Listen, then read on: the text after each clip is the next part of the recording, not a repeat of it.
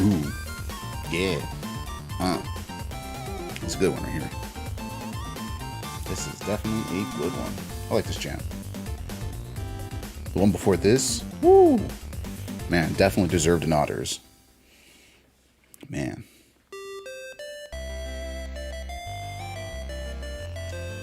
Good times, y'all. Alright. We have a handful of people sitting, waiting.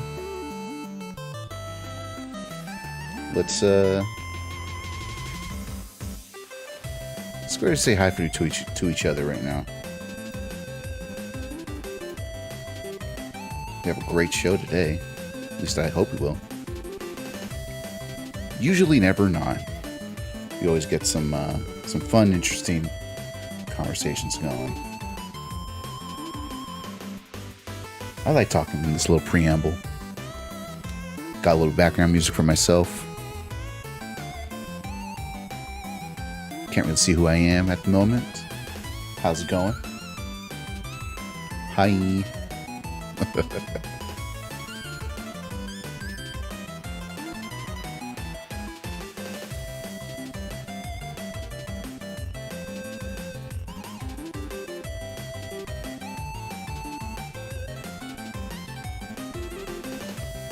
Alright, chat.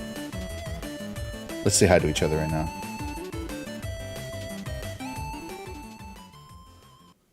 Hello! Hello! How's it going, everybody? Hi! We are here. We're at it again. We have ourselves a great guest lined up. You know, when I started doing this, I was thinking to myself,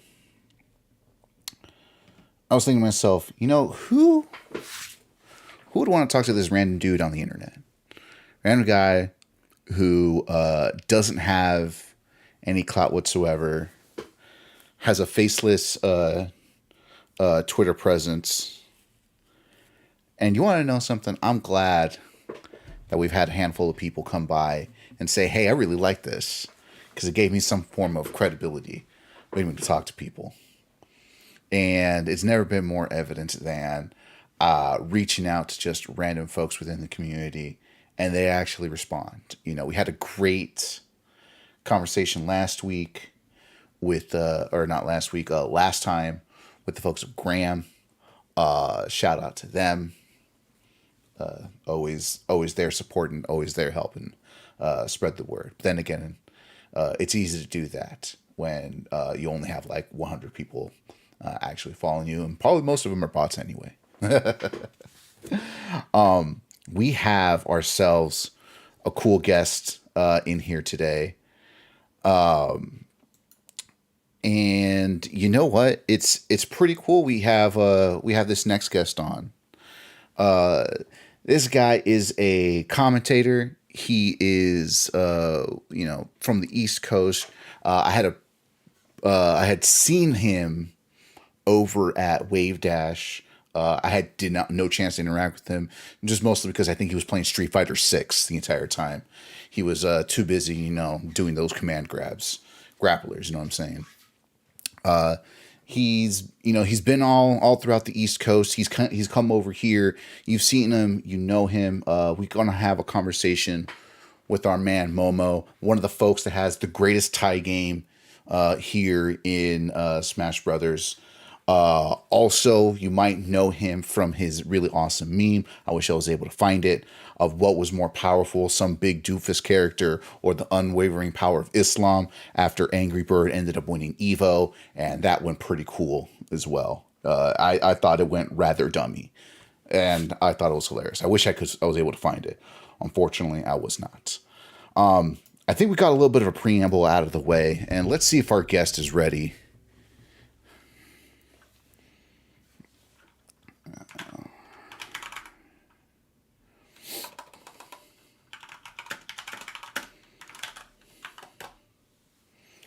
Let's see. I had typed ready for the call. All right. Starting video call.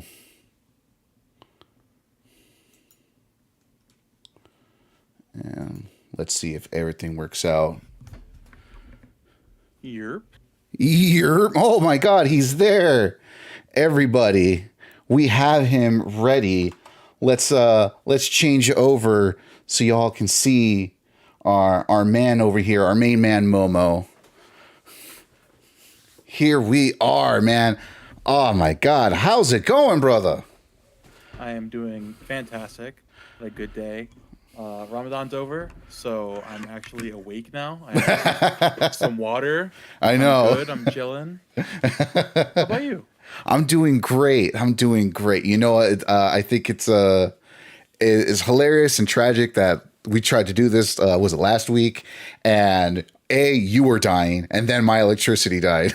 Dude, you texted me, and you're like, "Oh, it might come back on in the next like half hour." It's like, okay, it's 4:30. I'm just gonna sit in my bed. I woke up at 7 p.m. I was like, I really hope his power didn't come back on. He's been spamming me for the past hour. No, it didn't. I ended up. What did I end up doing? I ended up. No, it was me and my fiance. We were just chilling in the dining area. We busted out the Jenga, and it was heart racing. It was one of the only things we can do because we had no access to electricity, and also the our cell service was kind of wonky. So like it's not like we can even watch anything or do anything. Thank God it came on like 3 hours later, but still it was an adventure. God, it's always like the worst timing with like internet providers and like power providers in general. Yeah. Yeah. I know there's a who was it? It was one of my earlier guys, one of the earlier folks. Did you ever have a chance to meet Jerry Oh from yeah, Top Shelf? I met him day 3 at Wave Dash. Cool guy. Yeah. A funny story. I knew him back in the day when he was like a little scene kid, and when he was a freshman, and I was a senior. So kind of funny how that went full circle.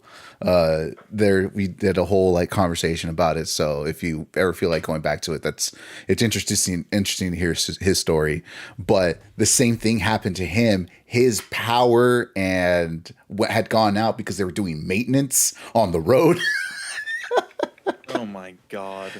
I'm like, oh no. And I think it was also raining. So it might have made things like extra worse. So it's like, well, it was that plus this and then everything else. I was like, man, we're off to a rough start. But you know, that's how it is. It's how it is sometimes when you try to plan for me. What's the famous phrase of man plants and God laughs or something like that? What can go wrong will go wrong. Yeah, 100% Murphy's Law.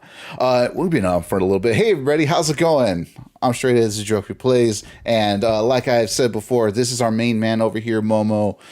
Introduce yourselves to everybody. So if anyone who's not here can hear you, or anyone that's here that can hear you, and they want to go back to it and a little bit of check you out on the pod, give yourself a brief introduction of who you are and what you do. Yeah, hi. My name's Momo. I am a caster currently residing in Jersey, or tri-state in Smash terms. I've started casting seriously around March of 2022, and I've been doing this for like 2 years now. Okay, 'cause I've gone to California. I've casted events in EU. I've done basically everything, every state within like a driving distance I've done at this point. And ones I haven't, I'm going to do in like the next couple of months. So that's gonna be fun. Yeah, I've been doing a lot, keeping myself busy. Yeah, I mean that's it really. Awesome, dude. I've the funny thing is, I said this in the little preamble. I saw you at Wave Dash, but you were too busy being playing a grappler in Street Fighter Bro, I Six. was locked in on that setup. I was locked in. It was like you, Kimona, and I'm trying to remember who else was there, but you all were just glued to the damn thing. Dude, because this was like the week after the game came out. Yeah. I think actually the game came out on like Tuesday, and I played maybe like one day before I left for Wave Dash. I was like, okay, either I hop on Street Fighter or I do my notes. And I did my notes one of 2 days I was supposed to do my notes. I pulled it the one day. Hey, But you know, I still got them done, but that, that first week, that whole rotation, there was like me and Himona were both playing Geef. Asura was on Ryu, and we Yeah. had Wolfie on Jury. was the rotation of all time. It definitely was. I would think you were. I want to say you were at that table between. Shit, where was it? I want to say it was right next to that art vendor. Yeah, yeah, yeah. Yeah, that art vendor, like right at the door opening. And the next one, I want to say it was a control monitor. It was all three of you just like sucked in. Like, if I don't do this now, I'm never going to get it again. Literally, dude. I was like, if I don't play this now, I'm not gonna be playing until I get home on like Wednesday. I'm like, I saw someone pull it out. I'm like, I don't even have my stick. And they had like, oh yeah, we got the club smash stuff. And there was like 3 fight sticks. I'm like, run it right now. Let's do it. Let's run it. Are you on a traditional stick or leverless? I use traditional stick. Oh, okay. I recently got one of these bad boys. It's from Graham. You can see it right there. Graham. They're they're based out of Texas. Play on that, man.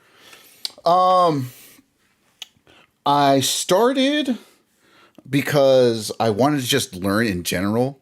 As like most people, I spent a boatload of money. The actual dollar price to play Kazuya is actually about $200 because you need one of these to do it properly. Or I mean, you'll get it back when you farm your local using Kazuya box. It's okay. Or you spend $35 on top of the DLC and you get yourself one of these. What the? Does that work? That is a full box controller.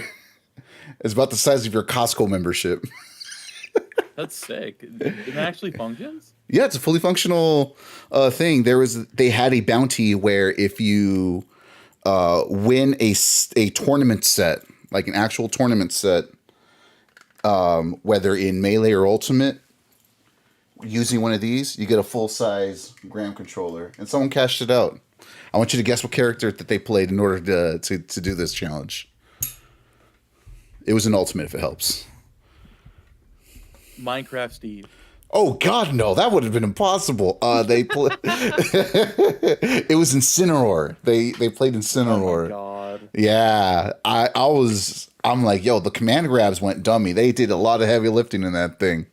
But yeah, the guy did it. I believe his name. They believe they go by Healy or something like that. I don't know where they're based out of, but the fact that they did it was pretty awesome. That is actually very hilarious. Yeah. Oh, that's not the worst Smash controller I've seen.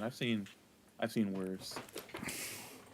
I remember at the one event at Mid-Off actually. Oh my God. A Powerade box? Yeah. A Powerade box? I've seen the Pizza Box controller, but a Powerade box is crazy. I don't remember which one this one was. I can't tell. Anyway. Oh my God, bro. I mean, to be fair, like I'm very much a tinkerer, despite the fact that my job that I have is not very tinkery. And I wanted to learn soldering because I wanted to make one of these things. And I was like, oh, cool. And then I found like some video and I was like, well, I have a spare box or two. So I might as well go for it, man. Fair enough. I kind of want to get started at the very beginning, my friend. Where is the story of Momo start? Like, in gaming in general, in the Smash community, what's the handful of things or events that you would say is the origin story of Momo? Okay. I think this is actually, I love this question. It's a great question. I think it's a very funny story how I got introduced to the Smash scene in general. Part on the persona of Momo, you call it. It was really random, right? It was like summer of 2019. Mm-hmm. And I was already I was playing Smash. You know, I played casually with some friends, you know, I played World of Light, whatever, but I didn't know anything about tournaments or whatever. I went to the mall on a random Monday night with my mom. Mm-hmm. She's doing her shopping, whatever, and I go to the food court. I walk down and I see my friend from school. Mm-hmm. I'm like, oh, what are you doing here? He's sitting with a bunch of guys. I'm like, what are you doing here on a Monday? He's like, what are you doing here on a Monday? I'm like, I'm just here with my mom. What are you doing? He's like, oh, I just got out of a Smash local. I'm like, they have tournaments in Jersey? And I didn't know anything. Yeah. He's like, yeah, dude. I'm like, It's like, oh yeah, my mom dropped me off. She's gonna pick me up. I'm like, this is like when I just got. I was 2 months after I got my license in my car for the first time. One of the few So I was people like, in the yo, Smash community that apparently have them. I don't know. yes. Being employed and having a car was pivotal to me joining the Smash community. Really? Because like Huh. if I did, I would have. Because then I'm like, oh, I offered to drive next week. I'm like, yo, like I want to come. I'll drive us next week. Because he lived like 5 minutes from my house, Yeah. and it's all started there. Shout out to Hyperspace, bro.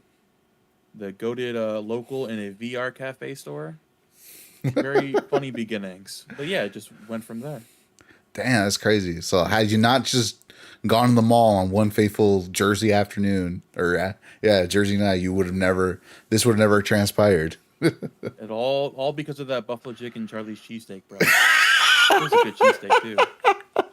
So the origins of Momo goes back to a cheesesteak.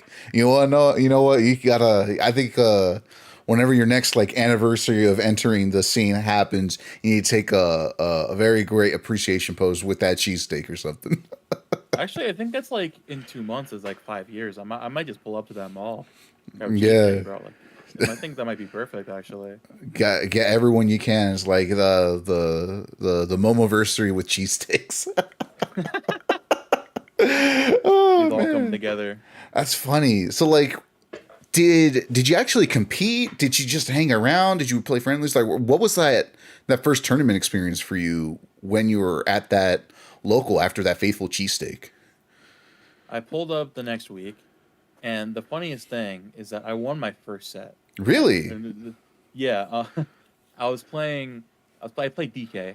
Like, shout out the goat, Hell yeah. right? I was playing DK, and I played against this. My round one was this Fox player. Yeah. We went game three, last stock, and we're on Kalos. I'm at like 160. He's at Jesus. like 40. So I'm like trying to recover, make it back, and he accidentally inputs a fast fall fair off the ledge and No. SDs last stock game three. And Worst me not mistake. knowing any smasher etiquette yet, I'm like, oh man, I'm so sorry. That sucks. Not knowing I'm not supposed to do that. No. I'm like, I'm so sorry. Like, I did not like that. I didn't want to win like that. He's just like wrapping his controller. He's like, sure, it's okay, man. Like, he was Oh just so over no. The sincerity in your voice was very palatable at the time, I bet. it. Yeah, I just felt so bad. I was like, yo, come on, bro. You could do this. We can run it again if you want. And then I immediately lost it. And then I played Straw Hat. I don't know if you knew who Straw Hat was. I think I heard. The I think I heard the name. Yeah. the young Link who was like top 10 or 5 in Jersey, like pre-COVID. Absolutely washed and went 1-2. So that was fun. Hey, didn't go to your first tournament. That's a very rare thing. You could hold that over my head. Yes. Dude, I think the best I did was 2-2, but don't check the bracket path. Okay. Oh no. It was- My best performance was my college's Wi-Fi monthly, bro. It was insane. oh well, if we're gonna count Wi-Fi tournament, my best placing was second. Nice. to be Go. f- to be fair, that was not really with people who play competitively. It's just folks who were. It was a Discord that I was in for a podcast that I listened to, and I just threw a random idea of like, hey gang, let's do a Smash tournament. And the host of the podcast is like, "Do you just want to put our name on it? Because we don't want to do any of the work." I was like, "I didn't expect you to. I'm just trying to use you for branding." They're like, "All right, cool, go ahead." Nice. And it worked out for me, you know. So I think someone donated like, what was it? They donated like $200, and the winner got like 75, and then I got 50. The last one got however much, whatever the split is supposed to be. And I was like, all right, I got money out of it. This is the only time I'll ever be in the money for a Smash tournament. Exactly. There you go. I was like, I'll take it where I can. You know, there's always people who are trying to shark all kinds of crazy things. There's there is this drag queen by the name of Bitch Puddin', and every month or two or so, they put like the most jank ass Smash tournament of all time, where it's like free for all, FD only, and the last two to survive actually play a real set. And I think they put like Nice. and they had like $300 on the line. I was like, well, you know what? If any person's willing to go and shark at a drag show, you know they're dedicated to sharking. I would camp at that drag show. That's all I'm saying. I would ledge camp. I don't care. I will learn how to plank properly just to Exactly. avoid. I'm pulling out the Steve. I'm sitting under the ledge. Everyone's cooked. Oh yeah, I mean I would do the same thing. I don't have the time and energy considering the fact that I work a full-time job and I work like an hour and some change, probably about an hour and a half away from where I actually live.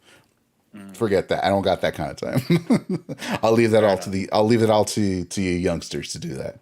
I say that, but I'm like 33 next week. So My condolences. I mean, what? I mean, as soon as I turned 30, there was still one more meme year where I could say, yeah, I was 30, flirty, and thriving, and then after that, it's just I think, oh no, one more year.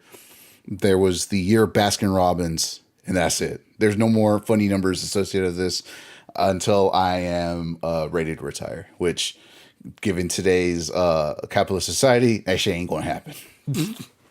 Yeah. Got dark real fast. It always does. It always can. Nice. Just like it always can. Remember, it can always get worse.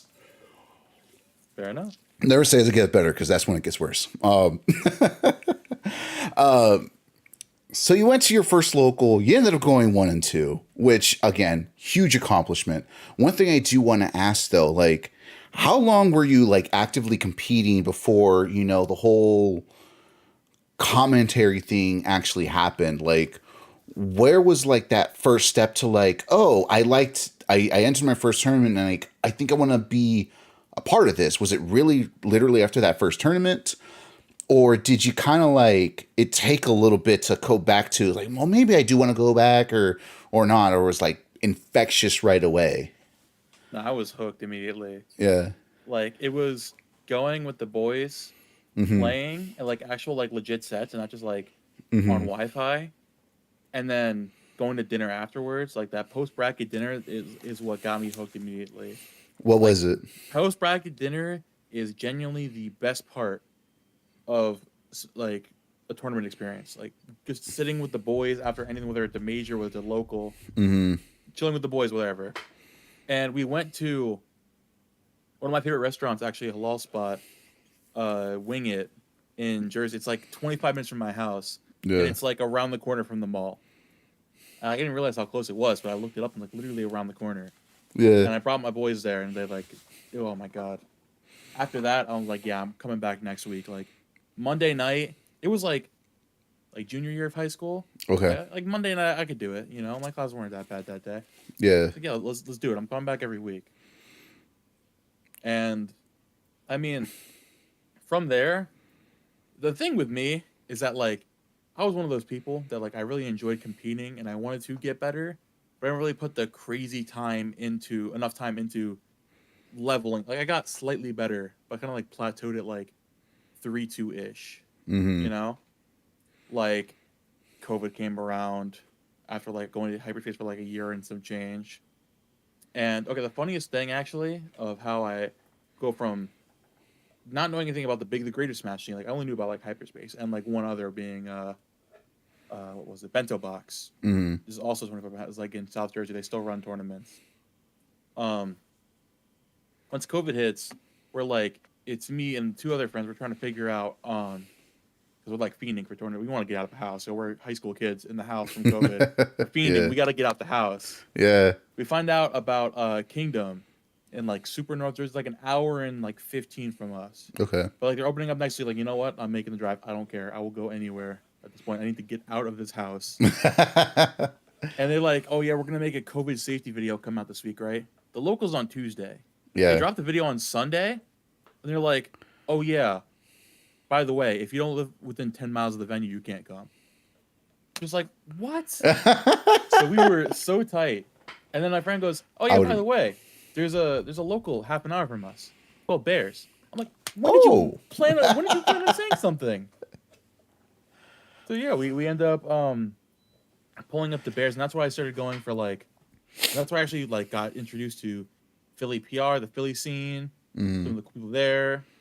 I ended up going to like some of the bigger regional events. I met like some of the was the Jersey people invaded. They told me about more locals, and then it just all branched out from there.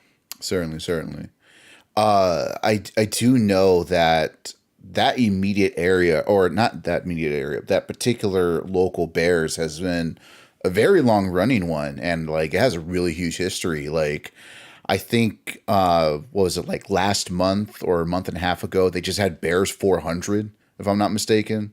Or how long Bears ago was that? 400. It was the week before Rising Grind. It was October 6th. Jesus Christ, It was was. that long already? Jesus. Yeah, right. It's insane. It's been a half a year. It's been 6 months.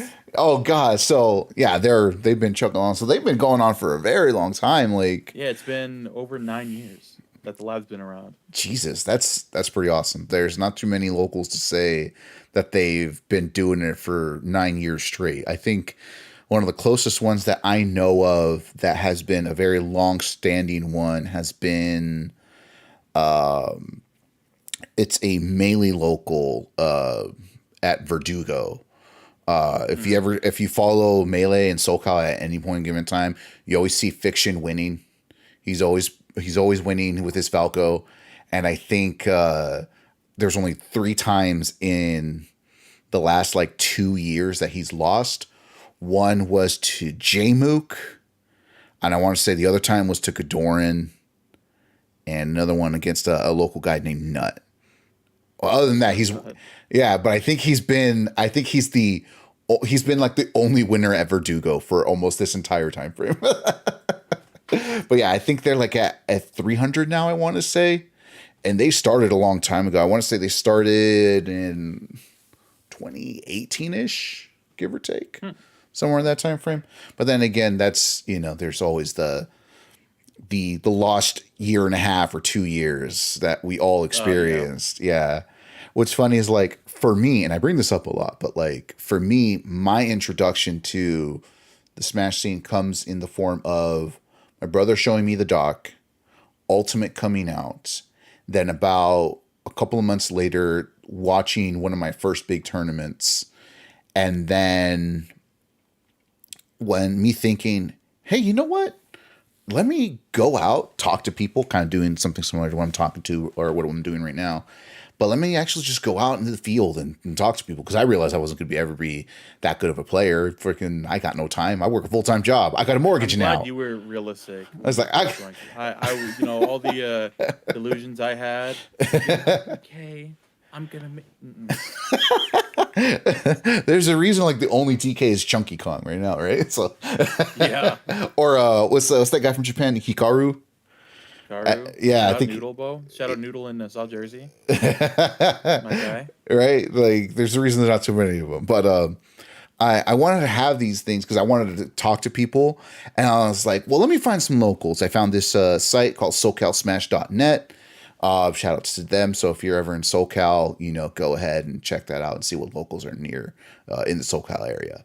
I check it out. It's like, oh, this one's fairly close. It's not too far, only about 20 minutes away. It's on a Saturday. It's one of the only few days I have time now that I work a regular person job. And I go, and it's like, oh, cool, March, next week, I'm going. And that was March of 2020. And as a result, I never got to go. No. Oh, no. And then, the whole COVID thing ended up happening. Eventually got out there. Tragic. I know, it was horrendously tragic. Eventually, I was able to go out there and do my thing. But yeah, that's how I ended up getting introduced to the Smash scene, by not being able to do it. Nice. So most of my experience has been the online era, and like maybe Summit 8, where Axe 1 was the first full tournament I saw. Then like Ultimate Summit 2, and then a handful or whatever were like the first ones I actually watched. And then after that, so on and so forth, history actually happens. So given that like you kind of only been a part of it for 5 years, does it feel like you're kind of still like a little bit of the baby, or do you now see a new generation of people? There's definitely like some kind of old guard who was there before you. Did you kind of like feel like there was any like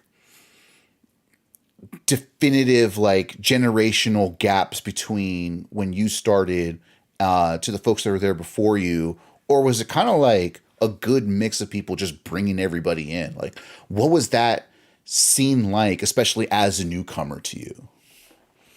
I think the biggest like stepping stone for like recognizing people in the scene, like places of scene, was like actually starting to commentate.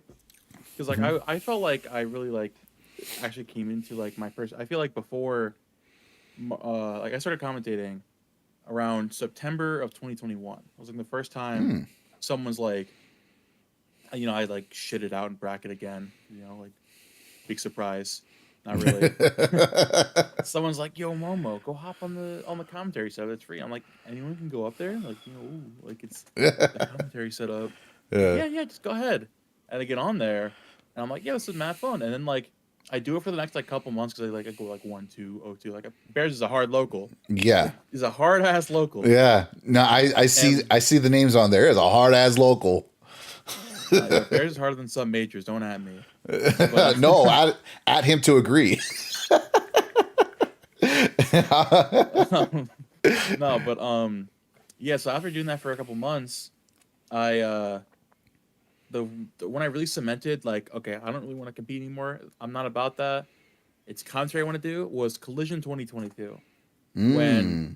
it was my second major. My first major was LMBM 2022, Oh, really? and that was super lit.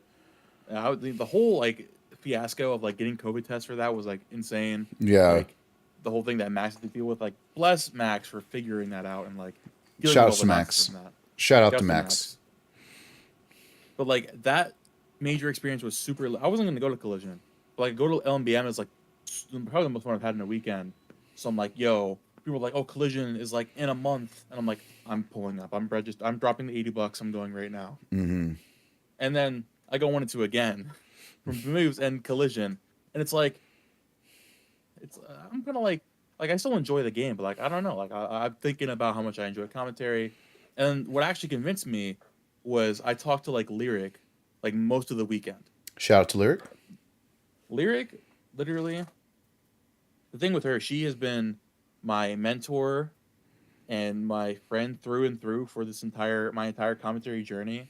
Like without her help, without the things that she's said to me, with I've done, like I don't know if I would have ever taken off the ground at all. To be completely honest, like Mm-hmm. in that weekend of just like, and looking back, I was probably being very annoying, but like asking her all these questions about like, oh, you just worked in Collision, you just did this, you just sat on the couch on the stage. That's so cool. I'm like, I'm talking about this and that, and like, how much did you get paid this weekend? And like how, what are the how do you do this and stuff like that. And I'm like, and after that, I get home and I'm like, yo, this is really cool. I Mm-hmm. want to do this. And I think like going from just the guy who is pretty bad in bracket, who drives the good players to bracket, Mm-hmm. to okay, I actually want to start commentating and like making a name for myself. And I like had the DK tie, Mm-hmm. and that kind of got adopted as my bit because my friend Chupe, he got this for me as I think this DK tie in 2021, Mm-hmm. and like Jude, he got it for me as an Eid gift, which is like the month the holiday after Ramadan ends. He got it for me Mm-hmm. as a gift. He was like, "Yo, you would look perfect for you." So I'm like, I just started wearing it to tournaments. I'm like, yes, it'd be hilarious to wear it on commentary, and then we just went from there. Mm-hmm. But yeah, starting like my perception of this thing would go all the way back to the actual original question of like getting hired for these tournaments, going out more, meeting people under commentary, and like actually like having my set role and set and like seeing all like the old heads of commentary, and like it's very intimidating. Mm-hmm. All the people that I look up to are like have been in the scene for like years. Like Nerf has been here since like 2018. Mm-hmm. Lyric has been, she started casting like what, like 4 or 5 years ago, but she's like Been in the scene for been in the scene for about a like, decade or oh so. my god, yeah. Since like she was started as a TO for Melee locals, Mm-hmm. or like it's been super long. She is. There's a clip I saw of her where it was she was doing doubles. I don't know how far in bracket it was, but she was at a 2v1. She had a one stock to three stock deficit, and she took that shit around and ended up taking it. Yo, I was like, yo, I was like, we need more lyric melee clips. So fact. dig them out. They're somewhere. I know she has some of them somewhere. They exist. They definitely exist. No, But man, yeah, but dude, like yeah. Go it's ahead, like man. crazy to like see the like being like so much new, and it still feels like it. And like I've only been like, I started my tag was Momo from the beginning. I went from shout out to my old time Momo Lemur. We were gonna talk about that one. Shout out to Momo from Avatar Hell yeah. to just straight up Momo starting in commentary in like 2 years and just like yeah, it's 2 years, right? I've seen commentators come after me. I've given advice to a lot of people, but also like damn, like I, sheesh, there's so much lore, there's so much depth to the Smash scene that Hmm. I've just like just barely know about. Like I hear like stories of like Apex 2015 or like the Brawl doc, you Hmm. know, the Melee doc, stuff like that. It's just like there's just so much to Smash. It's awesome, but it's also very intimidating. Yeah, there's the one of the things that kind of drew me to Smash Brothers in as far as its current iteration, or not, I wouldn't say just current iteration, in its current state. I would say, is it gives me a lot of the same feelings of community and lore and understanding as when I was in high school and I went to punk shows, ska shows, hardcore shows. I was very big into music. And the funny part about it is, I was there going to these concerts in like abandoned parking lots and abandoned steel mills and places that probably should have been condemned due to lack of safety. I was doing that while the golden age was actually happening. Like, Hugs existed playing as one of the top players in the world while I was going down to East LA to go listen to some music and go to live concerts and stuff.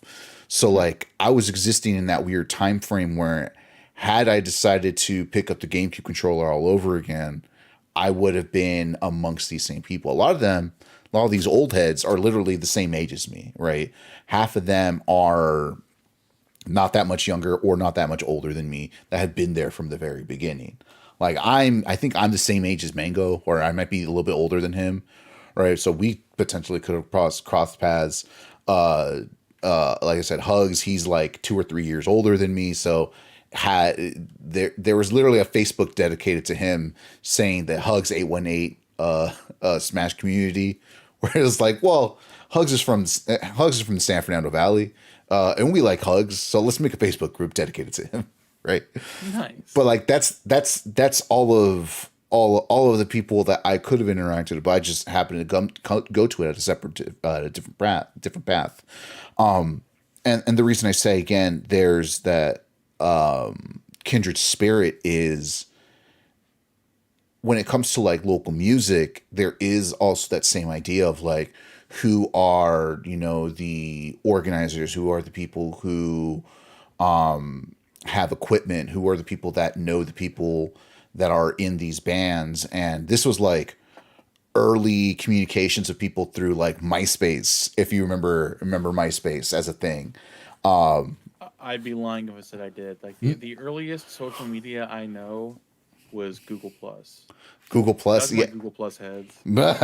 Google Plus, all 3,000 of you. Yes. So like, I was around for the MySpace era as a result of that. But like, those early DIY ethics and ways of learning about the history of bands and people, prominent people within the scene, important people within the scene, that kind of doesn't really change very much when you think about how it relates to the Smash community, is how the broader FGC is. Like, if you think about it like this, dude, like, how many people in Smash and FGC really actually come from huge non-communal backgrounds, right? We Mm-hmm. there's this video by a leftist YouTuber by the name of FD Signifier, and he focuses more on black issues. But the thing with this is, yes, it's the point that he was trying to make is a black issue, or not black issue, black experience. It is also experience with most, if not all, minorities, right? Where family and community are a lot more important than the broader society, because we are definitely outsiders, right? Yep. We are definitely outsiders. So a lot of times our immediate community or our extended family who are here are our immediate community. And if y'all got one game system, what are the two things you're going to have that we can rotate people in and out? It ain't going to be, no one's going to be playing Final Fantasy when there's like 15 kids trying to play. We're going to be playing racing games and we're going to be playing fighting games, right? And if you want to stay on the rotation, you got to get good. Mm-hmm. And that was Uh, one of his thesis of like, well, why are black people so good at Tekken? And that was his experience, right? no way. Yeah, yeah. Yeah, look it up. Yeah, look up the video. FD Signifier. I want to say it's on his side channel, Signified B sides of why black people so good at Tekken. But it really comes from the idea of having community is super important, and it's one of the reasons why people get drawn into it. People who have a background of community or needed somewhere to get a part of it. Tying back to what I was saying for the music scenes, it's really easy to just get lost in the sea of community because everyone's basically equal. And in its current state, Smash Brothers is kind of the same way, despite the fact we do have these tiers of people like, oh, these commentators, they have been here from the very beginning, so it might be slightly intimidating to talk to them. But if you have like one slight in, those barriers just lower significantly. Like mm-hmm. if I wanted to talk to any handful of people, I can bring up, oh, I've talked to Oates from formerly of Major, and people are like, oh my God, I love Oates. And then we have a conversation there. I bring up Jerry, I bring up whomever, and then all of a sudden those kind of shields go down, despite the fact we're in a space that's like relatively inviting to whoever it is that wants to come in Yeah. and be a part of it. And that's kind of the main reason why I bring that up. And like, what was at this point, I guess, what was that end? And it seems like it was commentary, right? Mm-hmm. That kind of like, I wouldn't say catapults you to the top of the food chain, but like really broadened that ability to really talk and meet with people, right? Yeah. No. I am very extremely grateful for all conversations. I mean, obviously, at the baseline of it, I love talking about the game I love playing. It's Mm-hmm. a fun time. But just going even further, like the type of people I've been able to talk to, the connections I've made, the type of networking I've done to try to get better with concert. In reality, I've just made a lot of good friends. Mm-hmm. Like I'm in servers with a lot of these commentators and group chats. Mm-hmm. Like like the whole thing of give at SmashCon last year, giving Coney my tie. He Yeah. couldn't find it at the Walmart. That was lit. I saw that. I was like, oh, he saved it. That was lit. I And saw just that. like things like, oh, I also you mentioned the Evo tweet earlier. Coney Yes. recognized me as the guy who made the Evo tweet. Hell yeah. He's like, I walked up to him, the tie. I'm like, yo. He's like, yo, you're the guy who made the Blanca tweet.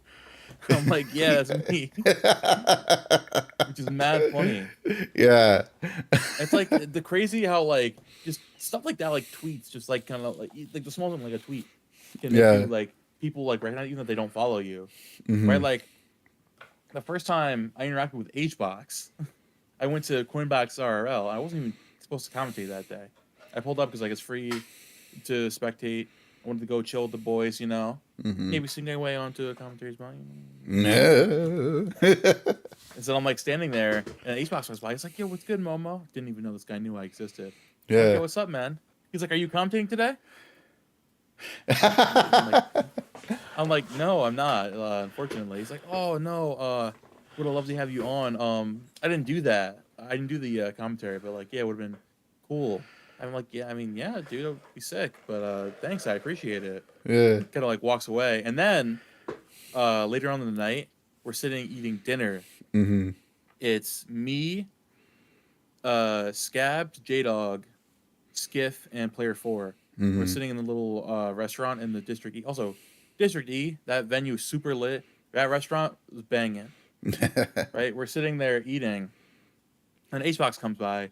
He's like, goes to Scabs and Jay, like, oh, you guys ready for commentary? You guys doing looking good? He's like, oh, yeah, we're chilling. He's like, and Hbox goes, he's like, oh, yeah, I hope people don't forget that we have the third mic there for anybody that wants to hop on. Skiff turns to me. He's like, Momo, this is your chance. So there's an Hbox. I'm like, Hbox, can I hop on? He's like, sure. And it just happened. Like, that's just, it's like, Yeah. it's so seamless how, like you said, like the so called imaginary shields are just like are jarring, right? It's like Yeah. no one actually says it, and it's not like it's inviting community, but no one actually says it's there. But it's you get the feeling it's there, Yeah. right? But like just one little interaction, it would kind of just like just lets you right, it just opens the door, you walk in. And it's like Mm-hmm. that was crazy. That was a crazy like eye opener moment for me. Like damn, Yeah. shit, Yeah. It's crazy. Like, if you just have enough, like, just goodwill within yourself, a bunch of people will just bring you into the fold. Like, a crazy example is PJ. When I had first met him in person ever, or I first met him in general, he had only been doing commentary for about a year. And then about a year or so later, he's regularly doing Coinbox as a commentator on Coinbox. He's now doing like Brawlhalla and a handful of other things. But kind of a lot of that doesn't happen until someone who he's cool with just talks and realize without knowing, oh, they have this hidden thread to these people that more often than not you'd be more intimidated by, right? Mm-hmm. And it just small interactions like that, and then boom, all of a sudden, you're given a weird opportunity you never thought you were going to have. Oh, now I'm commentating at one of the biggest like last chance qualifier events for the year, and now I'm commentating, and I had a quick conversation with HBox, right? Like that's like a crazy experience you have. I think one of the closest things I had to that was I painted a mural with Slash of Guns N' Roses, which Sick. Yo. yeah, it was or I helped paint a mural. There's there's a what was I gonna say? There's the way that happened was I went to this park, and that's where all the degenerates go. So obviously I was gonna be there in the punk scene, in the ska scene. Of course I'm going to be there, and as a result, I was like, hey, they're painting shit. And they say, oh, yeah, we're going to have some people come through. We're going to paint stuff or whatever. And then I was like, yeah, we're going to have some cool folks come through. And then I see this dude roll up in like this blue Chevy Trailblazer. And he ends up getting out. And I'm like, what's with that fuzzy hair? Why does that hair look familiar? And Slash of Guns N' Roses. And he goes up to the artist like, hey, man, blah, blah, blah, blah, blah, blah. And someone I knew, she runs up to him and says, "Oh my God, you're him!" And that's the exact quote. That's the exact quote. Nice. Oh my God, you're him. And now I'm thinking it back. It's Before our like, time. yeah. I was like, that's hilarious. And she's like, yeah. He goes, yeah, I am him. Not confirming his identity, but saying it. And I asked, I was like, hey man, what's with this band from LA Wasted Youth? I saw a picture or like a video where you're wearing it. It's like, oh yeah, great punk band. My guitarist from my current band was in it, blah, blah, blah. I was like, oh, that's pretty cool. And I talked to him real quick about it. The artist goes and tells him, hey man, would you want to stop by and paint some stuff? And he points to me and he goes, yeah, but only if that guy joins me. I was like, all right, let's go. And we ended up talking about like punk and metal for like an hour and some change while we're painting shit. It was pretty cool. Yeah. Again, weird opportunities that happen if you're just like not that doesn't seem like if you don't engage with it, you never know you would have something like it. Bro, speaking of the ties and then the H box too, like I saw him at Collision last month, we're coming in. And it's like midnight at this point. We're like hanging out with some caster buddies, and H box is having some fun. Right? He was a little turnt, if you will. He comes up to me. He's like, "Momo, what's good, bro?" He taps me up. He's like, "Momo, where's the tie, man?" I like this is like the first time I'm like in the venue without wearing. It's like, "Where's the tie, bro? I've never seen you without it." It's like I'm like, "Dude, it's midnight. It's in my bag." Like, come on, man. You gotta wear the tie. I was like, "Okay, thanks, H." And he just like despawns. He just walks away. I was like, I could look at them. I'm just like, Did that happen? Chat, is this real? This is my third interaction with the guy. Chat, is this real? Like literally, I was just like, "Am I tripping?" Like, it was just insane. Yeah. Yeah. That's kind of funny. But so real quick, I know you touched on it a little bit, but about the tie. Well, like, was the tie just like a one-time deal? And how did it like you spawn into having all the different ties? Like, Okay. what did that? How did that happen? The tie story is okay. So, like I said, right, I get this as a neat gift. It's like I don't even wear this one out anymore. It's like very worn out. It's definitely gonna fall apart at some point. Like, I leave it like on my door. I have other retired ties, like the first There you Palestine go. tie back there. That one ripped, unfortunately. So I Oh, can't no. wear it anymore. Yeah, I think like maybe if I had it like weird, but like it just that's why I bought another one. Nah, but I started wearing it because he's like, "Yo, you like DK, you like be cool." I'm like, "Oh, it's like a stupid like thing I just throw on my neck before I go on. It's like a haha thing you remembered by." Mm-hmm. And then as I go on, as I start commentating, I'm like, DK tie is cool, but like I want the tie to just like mean something and not just like haha I play Donkey Kong. Yeah. You know, so I'm like the Palestine tie, you know, it's like it represents me, represents my country, where I'm from. It means something. You know, I was very, very happy to like, yes, go.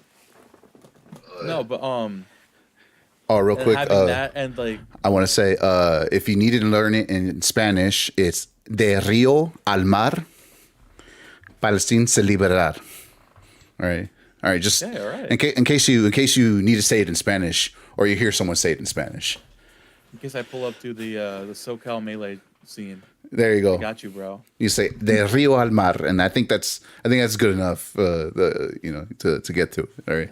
I got you, bro. Del río al mar. Okay. Yeah, No, close enough. All right. Continue. So yeah, I started wearing that one, and then unfortunately that tie ripped. So I bought the new one that I rep most of the time now. And then I had that tie. I wear that one mostly out, and then with the everything that happened back with in October with the whole movement, I saw people started learning about the FIA. You know, I have it right back there, and like since it's like people are like knowing about it and like seeing it's like a symbol of resistance, I'm like, what better than idea than to get a tie of that, right? Again, I don't know how people keep making these ties just for me. It was crazy. Like, who in their right mind is making a tie? Like, but like I'm there to buy it, so thanks. There's someone who needs to wear it, and it looks like it's you right now. And it was the infamous EE clip. Dude, it was like he's like, "Are you wearing that tie on purpose, dog? What are you doing?" And then No. he was literally like he's watching Coinbox, and like I'm like standing there, and he's like, "Are you wearing the tie with the t-shirt on purpose? Like, what is my can't say the word doing?" What's my boy doing? Like, what's my boy doing? It's like, and I posted on Twitter. I'm like, damn, my bad. And then like the week after, I think it's like 2 weeks later, we go to Big Moves, and I'm like, I see him. I'm like, yo, E, we gotta get a picture, and you gotta wear the tie, man. And it like came full circle. And then the final tie I have now is the Riddler tie. Yeah. And I had the Midler get up at Collision. Yeah. I was like, I saw some of those pictures. And it was funny because like I saw Cact that weekend. He's like, "Yo, so do you like buy a new tie for every event?" I'm like, "No, but like I have a new tie every time I see you specifically." So I think that's why you think like every time I saw Cact at an event, I was debuting a new tie. It was very funny. Oh God! Any plans for a new tie going forward, or? All right. A little hush hush, but No narcs, everybody. no, okay, okay. My sponsor, Team Ultra, my guy Champagne was thinking of getting me one with the team logo on it, a green and black tie, Ooh. which would be very sick. Hell yeah. If Hell I got yeah. one of those, that would be very nice. But Hell I don't yeah. know if it's happening just yet. It's gonna like get a little bit of a The whispers, you teaser. know. We'll find that out later on. But remember, guys, no Yes. narcs, no narcs, no narcs in the chat. Oh man. So you've been doing your commentary for a bit, and what do you feel on your during your time as a commentator? You know, you brought up your first time just like saying, "Oh, I guess I could just go on the mic." What was the first time that like you decided like I am whole heart into it and this is my first real event, whether it been a Bears, a regional, one of the majors you've worked? What would you say was like that very first commentary gig that you said, this is my sole purpose of being here is to do commentary? I think this story is hilarious. This I is like the way that I starts. was very pissed off at the time. Looking back on it, it's a very funny story. This is 2 weeks after Collision 2022, and this is March 30th, 2022. Right, and this is this is March 30th, 2022, and this is a Bears, right? So this is right before Ramadan starts. We're trying to, Oh shit. Islam works on the lunar calendar, so we find out if we can the first day Ramadan, depending on the moon, whether it was either gonna be the Friday, it was gonna be the Saturday or the Sunday. If it was the Sunday, I would go. I was gonna go to a Philly regional. Unfortunately, it was the Saturday, so I couldn't. But I was like, okay. I asked Moosh, owner of the lab, my goat, love Jimmy, if Shouts I to could you. commentate top 8 of Bears. Because like the only time I've commentated like outside of Bears, well, I mean I did like pools a little bit. I dabbled. My boy Rifton, he vouched for me to hop on comms, and then I did like some commentary at my college local. He was like, yeah, no, hop on with on top 8 with Lyric. It's like, all right, bet. So the thing about this Bear specifically is it was dummy stacked because it was it was Bay 100 was the event. You know anything Okay. about that? That was probably one of the more stacked Philly events. It was like capped at like 128. It was ZD, Tilde, Zamba, Jackal, a bunch of Yeah. D-Dog was there. Very stacked event. So it's like the pre-local somewhat for Bears, and like Bears was stupid stacked that night. So we're doing top 8, and like the first time I'm like casting like an event, and I was extremely nervous, Yeah. super nervous. Like my commentary was awful because I was just like I was just like straight up like In fear, like in shambles. shock. Exactly. So I get off and I'm like, I go to Lyric and I'm like, okay, I know it was bad, but like, what do I do about that? She's like, bro, just stop being nervous. Like you can't be nervous because that's what ruined you. And I was so tight because I don't go to I typically don't go to Smash events during Ramadan. So that was Yeah. my first time commentating for real. I absolutely shit the bed, and I Yeah. didn't go to anything for a month. I was tight. I The would whole assume month so, of yeah. Ramadan, I'm just sitting there like thinking about what I'm gonna do when I get back. I'm like watching VODs. I'm like watching people commentate. I'm like, this is what I'm gonna do. Damn, I just like fumble. I need to get back in the game. But like I made the decision right then and there. I'm like, I'm never gonna be nervous on commentary again because that's dumb. And that was the case. I knew I was good. I knew I could do it. So being nervous would be stupid. It made you worse. And after the month goes by, the first event back was actually my college's regional, King 2022. We ended up doing top 4 of that. And I mean, looking back, the commentary was not great. I mean, I've gotten a lot better since then, but I Yeah. wasn't nervous, you know. And I feel like definitely having that as my first big event, that Bears, was I think very huge of a stepping stone for me. I feel like if it was just like your average Bears, and then like Rounder wasn't right after, definitely things could have gone a lot differently. So I'm Yeah. glad it shook out like that. Yeah, it's there's always those key events of like not knowing how it's going to turn out, and like in that immediate moment, did you know that that was like your like one of your key events, like that one of those real like, oh, this is a origin story type moment event? Did you know that was going to be the case? Did you feel it, or it I wasn't, or was it kind of like after the fact? It was like after I commentated King in May. Once I came back from Ramadan, the feeling I had commentating, I'm like, where it was like, this was the first time like I'd come right off of it was the last day of Ramadan too. Mm-hmm. So like it wasn't actually the month was actually over, but it was the last day. So I pulled up to the event Mm-hmm. and like I pulled up and I commented. And I'm like, I was on there and I just like felt so good. I'm like, damn, I'm not nervous anymore. Like Mm-hmm. looking back and I'm like, I'm so happy that happened because I'm chilling now. And I realized then, like that was I'm gonna look back at that moment forever. I'm gonna be Mm-hmm. glad it happened. And I look back on it still, I'm just like, damn, that one Bears was like this the turning point. It was definitely one of those moments. Like, it's hard to think about sometimes in retrospect, or not in retrospect, while you are totally in the middle of, the moment. You don't know that that becomes a specific event until you kind of sit back and think about, your experience with it. I think it's it's funny in a way how it aligned with one of the more, and forgive me if I'm wrong, because I only know a handful people who are practicing Islam or have known. It is one of the more important parts of the year, Yeah. right? Hmm. It is, and the kind of it's kind of weird how that it just lined up that way. It It kind of lined lined up up that literally way. perfectly. Yeah, it was one of the more important parts of Ramadan, or right before that part of the year, that ended up being your, I guess, your kind of like turning point, right? Of Hmm.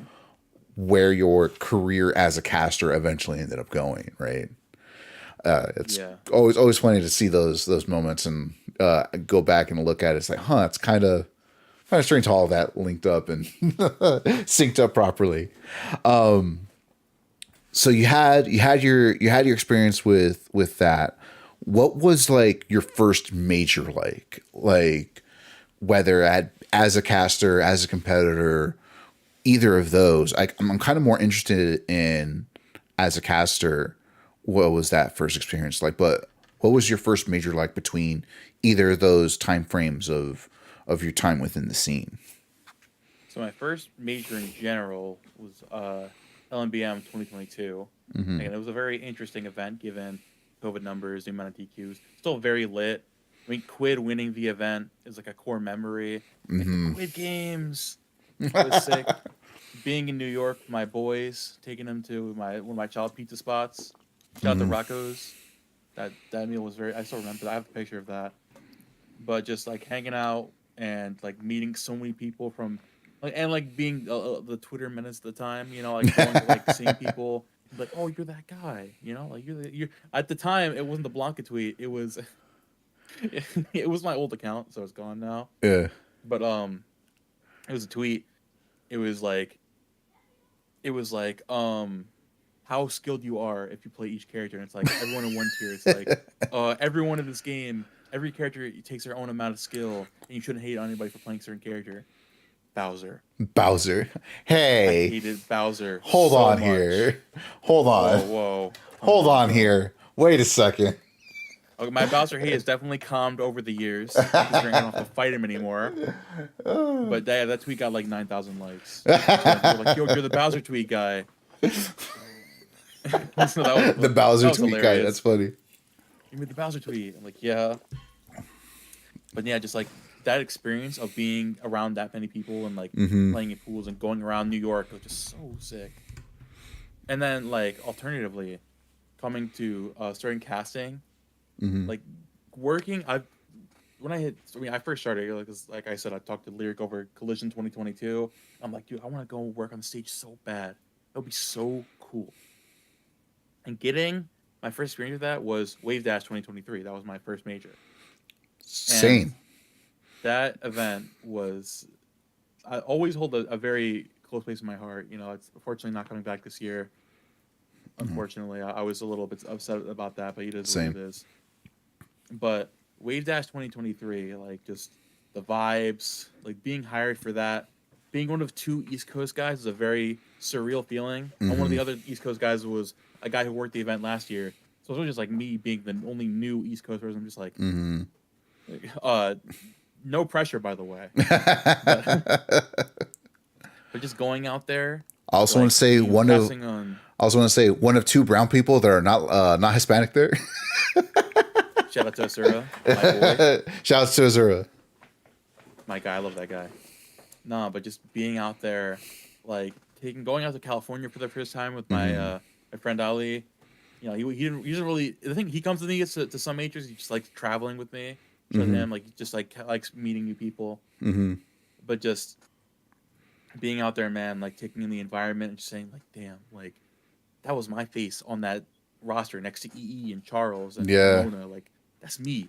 That was and, you. Like sitting there on the setup, and I'm like casting on the HBox channel, and like I casted an MK Leo set that weekend. That was sick. I still have that saved in my playlist. That's like 75,000 views. I'm like, that's me. That's my voice. Your voice. Yeah. People in the comments talking about like good point from this guy. And that was you. Holy shit. It was. And it's like being able to work 3 blocks that weekend. I didn't even know. I first major, and I learned Sunday night. We're walking on Santa Monica Beach Sunday night, and then we get a ping in the Discord channel. It's like, oh yeah, by the way, you get a Sunday block now. I was like, what? I didn't even know I was going to get a Saturday block. Like, Sunday block? Fuck yeah. Day 3. I was so happy. And just the experience of being up there. And then day 3, they moved it was like the regular concert from near the stage to the back of the room. The backstage, yeah. It was like, the backstage. Dude. Where the main stage is in the background. Yeah. Sitting up there with like the big production set up behind me and the stage back there, that was the coolest feeling in the world. Like, damn, I'm up here with Z-Fly. Like, that's the Cloud of Sick guy. He's the guy. I'm up here with a SoCal casting legend, and I'm just the guy from Jersey. Like, that's what I felt like. I'm just like, holy shit. And I think it went well. And it was just super fun and just like got me even hooked. Like, I was already motivated at the time. Getting higher than coming home was like, dude, the post-major blues from that weekend was bad. That must have been crazy. Sad. But getting home, I was like, once the blues like washed over, I'm like, dude, I need to do that again. And I need to do bigger events. I need to go to Genesis. I need to work Collision. I need to work SmashCon. I need to do this more. That was so fun. And I just the feeling of being up there and then doing the thing you love and then being recognized for it was just so cool. Yeah, there's a lot of recognition that comes from just like not only going to do these kinds of events, but like knowing that you got to do it in a whole nother time zone, right? Like you were literally coming from the other side of the country. You know, Azura, my man's, he went from literally another hemisphere to be there to be a part of it. Yeah, I know. So you can always go back and look and see these kinds of experiences and say like, hey, no matter what happens going forward, I can still say I'm doing it. I'm building that reputation and rapport with people. And, you know, the fact that, hey, you ended up getting an extra block on one of the more important days of all time, day 3. You know, that just goes to show us like we had a handful of choices we can go with, and we made this one, and you were able to get it, right? And going forward, you're going to get that.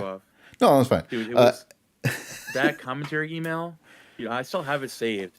The way they opened the email. Oh my God. It was a denial. Dude, I'm gonna read this email right now. I don't know if we should. But yeah, no, I know. I don't know if we should, but I'm just saying. I know exactly what you. Okay. I know exactly what you meant. I'm not gonna say exactly what it said. I'm just gonna say, it's That was a devastating opening. Is all I'm gonna say. The funniest thing too is that I opened my email for another reason. I'm like at work and I opened it for a work email, and I see Wave-2023 commentary book and I was like, I opened it up and it's like, hey, this is the Wave Dash people. So we read the applications. And we made some decisions. I'm just like, oh damn. Welcome to Wave Dash. I was like, I literally jumped out of my chair. I was like, what? I thought the same thing. I still actually only have one badge, and this is it. It's Oh, my my wave dash badge. my my my media badge right here.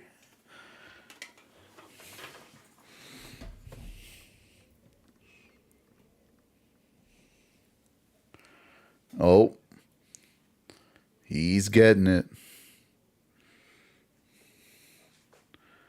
There. There we go. Yeah, that's it right there. There it is. That nice white. The There white you staff go. badge. Yes, sir. Don't worry, you got many more ahead of you, man. You got many more of these coming up ahead of you. I will never forget the feeling of reading that email. Yeah, That was same. like and then making the call to my friends, like, I got it. We're going to Cali. Like, you know that couch I was telling you about? We're going. They're like, what? Dude, it was so sick. What was that like flying in? Like, was that like your first time going like super far, like not in region? Was Wave Dash? Yeah. I mean, the the only time I've casted like outside of the East Coast, I mean, it was still the Coast, was I casted a local in Florida because I was there for my cousin's wedding. So kind of like Mm. I like kind of just popped by the local and casted a little bit. This is like again, this is like May of 2022. I was there for a cousin's wedding, so I commented a little bit. Okay, But okay. yeah, like I've traveled far. I mean, I went to I we go to Jordan. My family goes to Jordan every like 2 or 3 years. To, Oh like go see shit. my stepdad's family. Okay. So like I've been on long plane rides before. That was the first time I like booked the flight myself. Went out that far. Like the first time I mean I've been on planes by myself before. I went to like DC by myself for like a school thing. But like booking it myself and for me and my friend, in the hotel, renting the car, and then like flying in and making sure we get everything like stressed out by like checking everything 17 times, making sure we didn't get anything wrong, make sure I spelled my name correctly, you know, and then just getting in. Like, dude, I remember the sigh of relief of just getting sitting on the plane the first time. Like, okay, we're here. We're gonna get there. Yeah, yeah. Yeah, I mean, I lucked out. It was just a 3 hour, 2.5 hour drive for me, but I guess being in SoCal does have its advantages from time to time.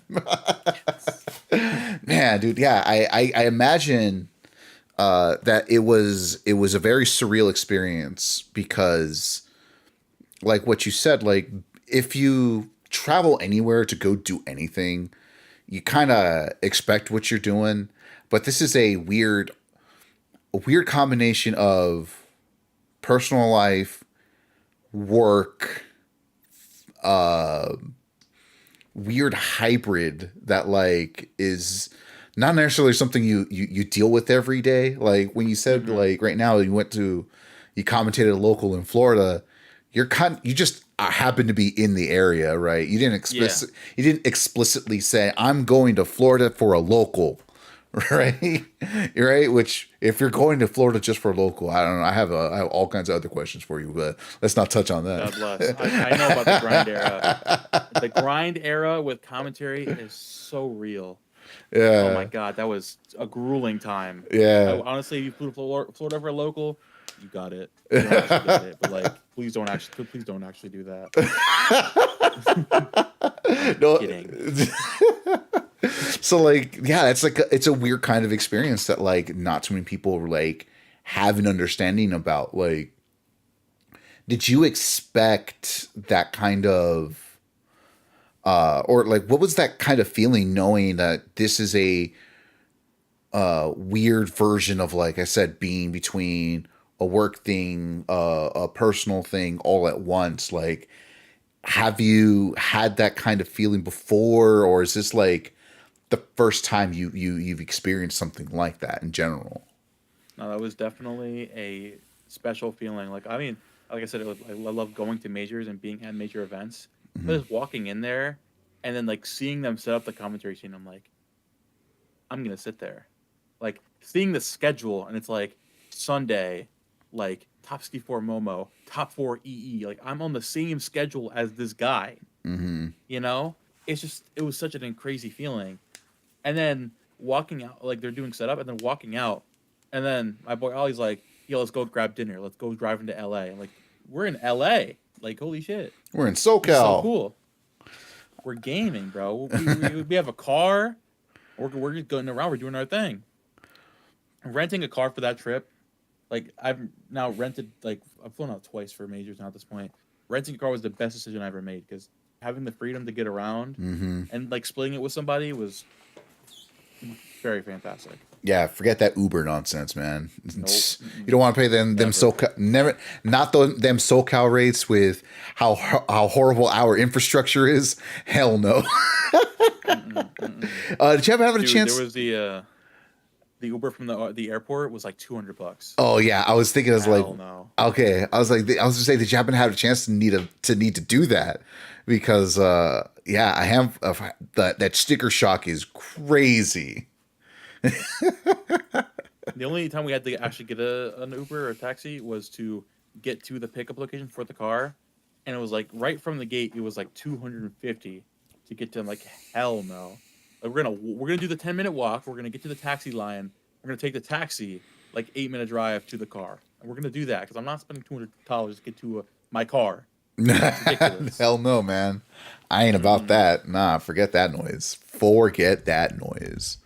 Oh my god. So since you were here at Wave Dash and you're here in SoCal for a bit, what were some of the things that you ended up doing while you were here? Actually, because like where Wave Dash was this year or last time, it's only about, I want to say it's like a 20 minute maybe at the most Like drive 25-minute drive. to Disney.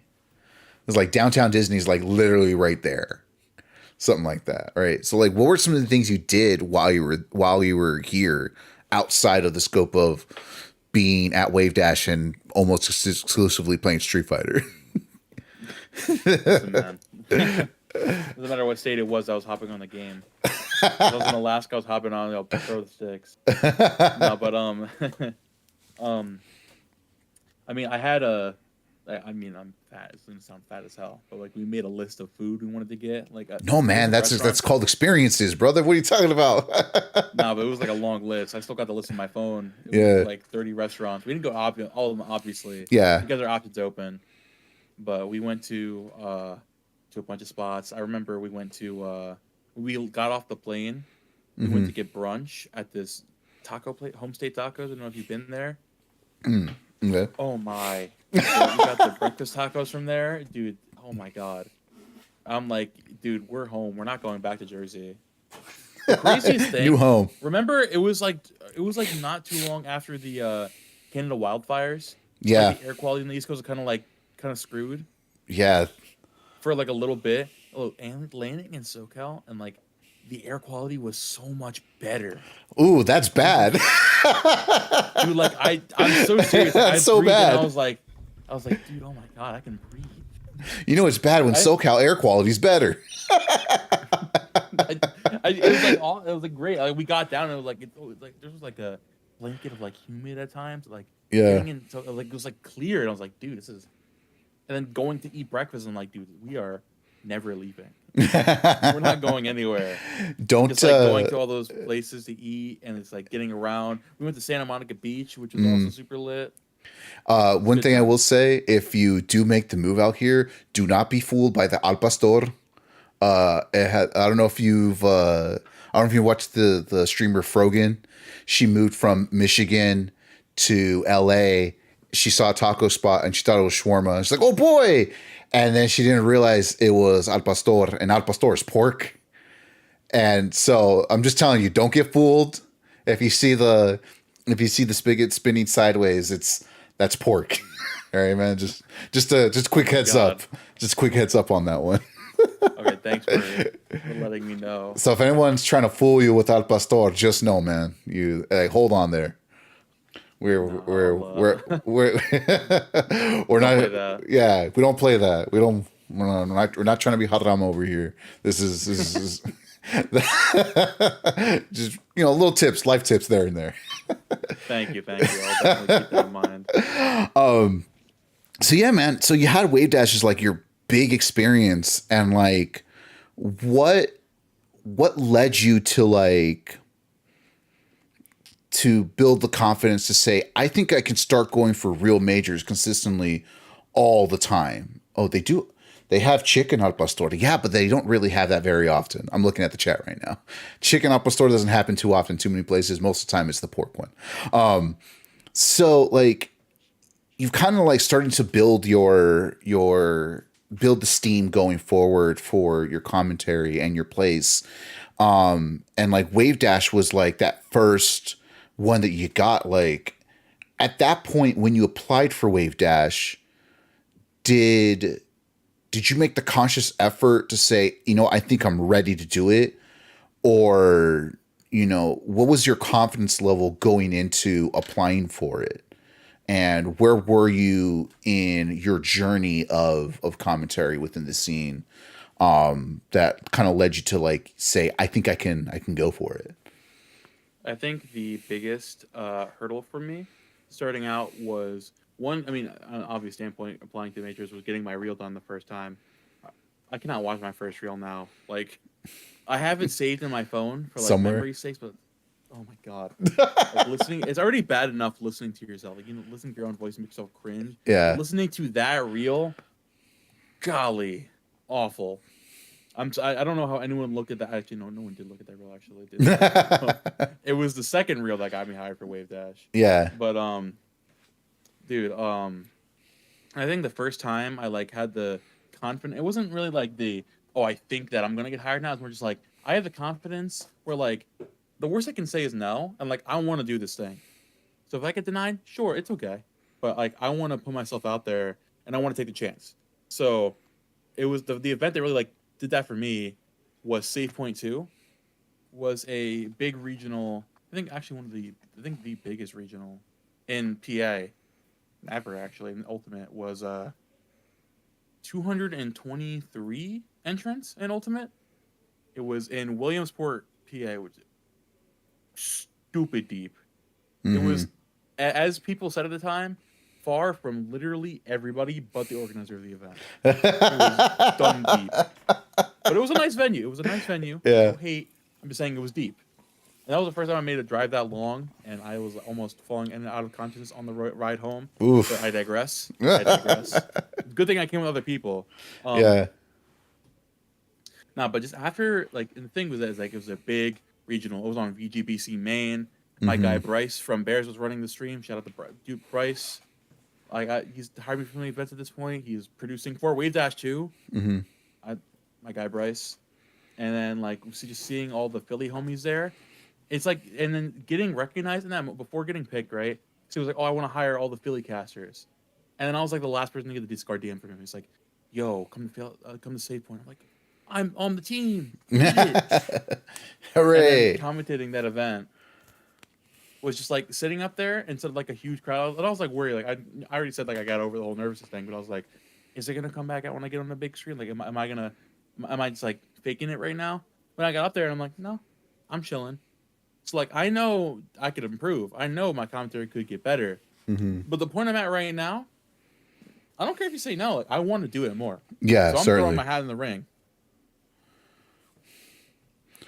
So that's just really where it came from. Yeah. So like, it's one of those things like it's the non-linear progress of things, and as you get those big opportunities and they just get more and more frequent or just bigger and bigger, and then like it kind of seems like almost rapid fire in the moment how it's happening, because like again 5 years ago you kind of enter the scene, 2.5 years ago you kind of really start your commentary, and here you are like it's mid 2024 and you have been at some pretty big events, and you have this enough goodwill and enough reputation with what you do that you have come so far relatively quickly. And that's awesome to see. You kind of see a journey happen only as you look back on it, as you're in it, as you're moving forward and like not knowing how things going, slowly kind of have to step back and see, oh, look how far I've come, right? Yeah, the old There's saying goes, you only see your footsteps until you actually make them in the sand. exactly that's exactly it. There's a another phrase that I like using of, you can't drive using only your rear view mirror, but you have to know what you left behind to know how far you actually come along the road, right? Mm-hmm. Because that road just feels just so infinite ahead of you if you don't look back from time to time and see how much progress you've made, and you don't know how much progress you're making while you're going forward. And it's cool to see how quickly you've had this journey, right? How how much you've moved and what you've created for yourself, the persona that you have, which I kind of want to talk about. Like, is there a Momo persona? Like, there's a Momo and then there's who you are offline, or is it No, kind of basically the same? it's just me. It's just I think that's why I like commentary so much. Like, Momo is literally just me. Like, Momo is Muhammad, right? The only difference is that Momo is like Momo was the nickname I got in eighth grade from my friend Eric, and it was kind of like I need to put something in for a tag, so it was perfect. hmm And it's just like the name I use now. But like that's what I think I enjoy about doing comedy. I am myself, my authentic self. I put my personality out there. That's why I'm able to bring my energy so much. I'm not just like faking it, like yucking it up. The only hmm difference between Momo and Mohammed is that I'm wearing the tie. mm. That's it. That that ties the only difference. I Hmm. I I It's like like it's what that. tethers me to the commentary realm.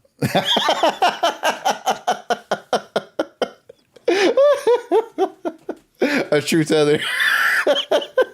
Tether me back, bro. I can never leave. The tie around my neck. Oh no!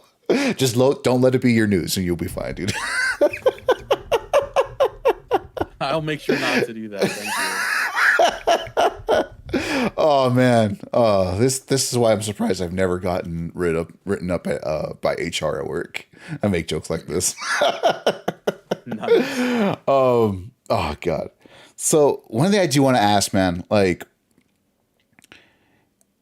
you kind of you started your journey, you've hit different like levels up, different plateaus amongst here, and we've kind of like only really touched on the last 2 years of your time within the scene, and it's like, but those are very eventful, jam-packed 2 years.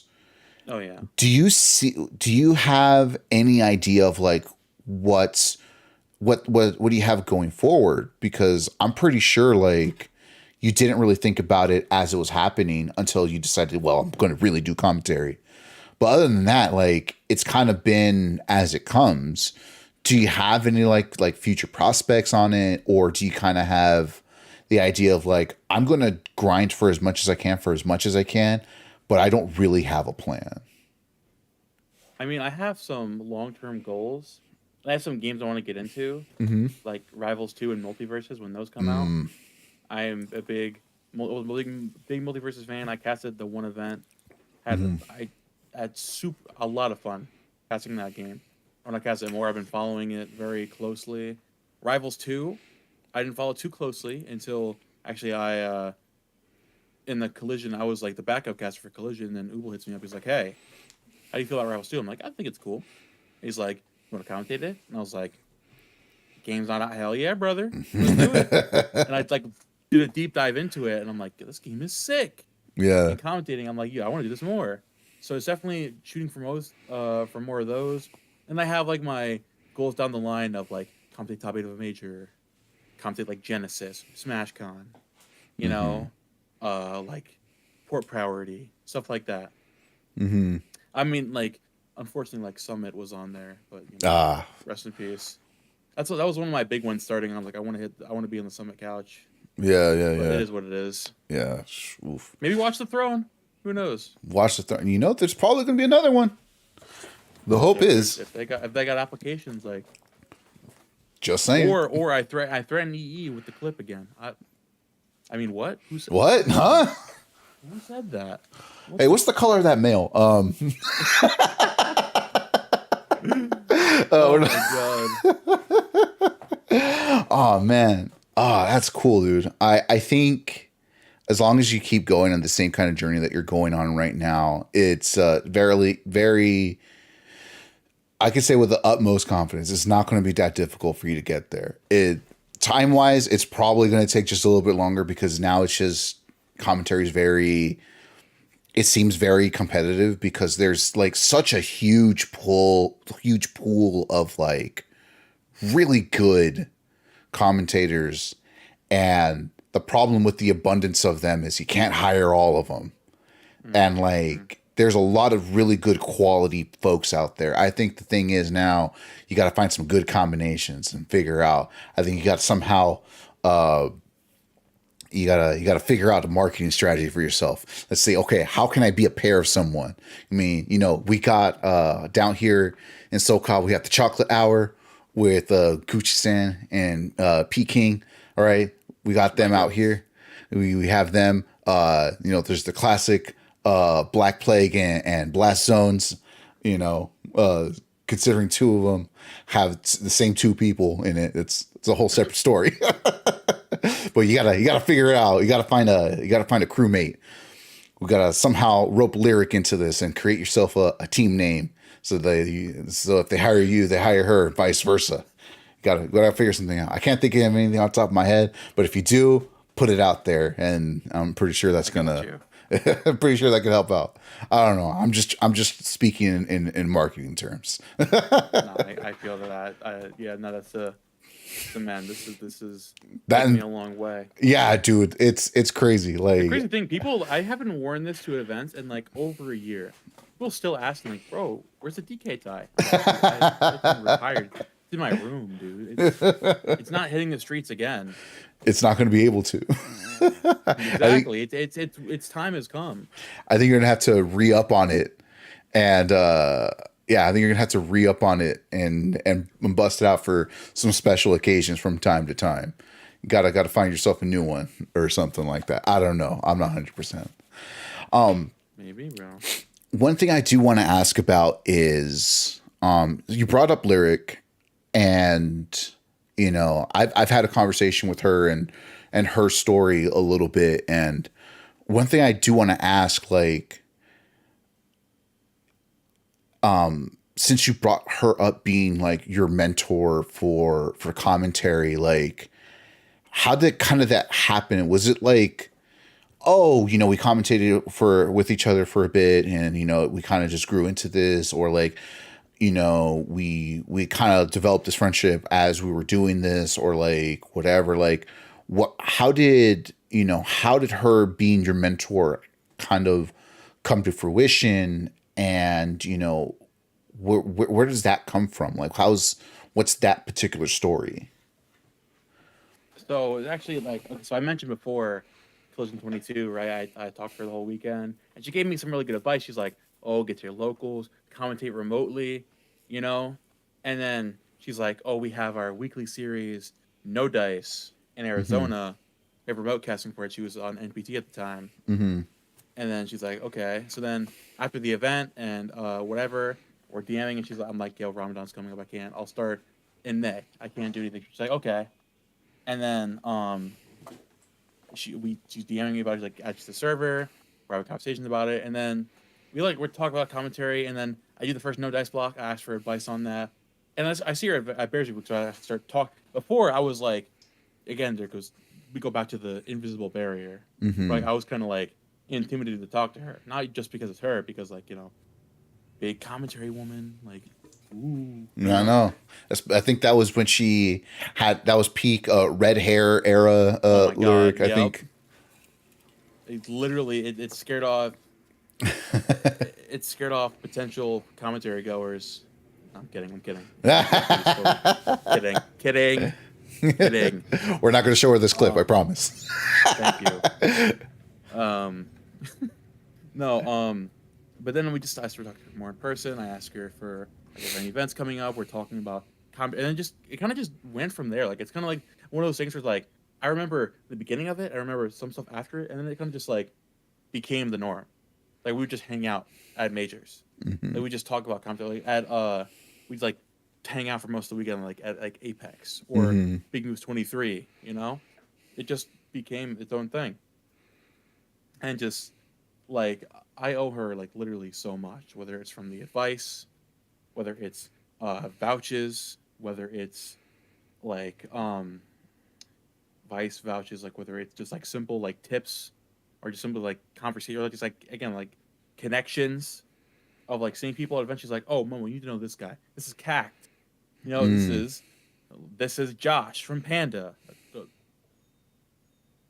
right? You know, at the time, you Yeah. know, this is Ubel, the fusion commentary director, and now I'm like super close to Henry. Like he's the closest thing I have to a static at this point because we commentate together like all the time. Yeah. Yeah. Yeah. And like, oh, this is Devin.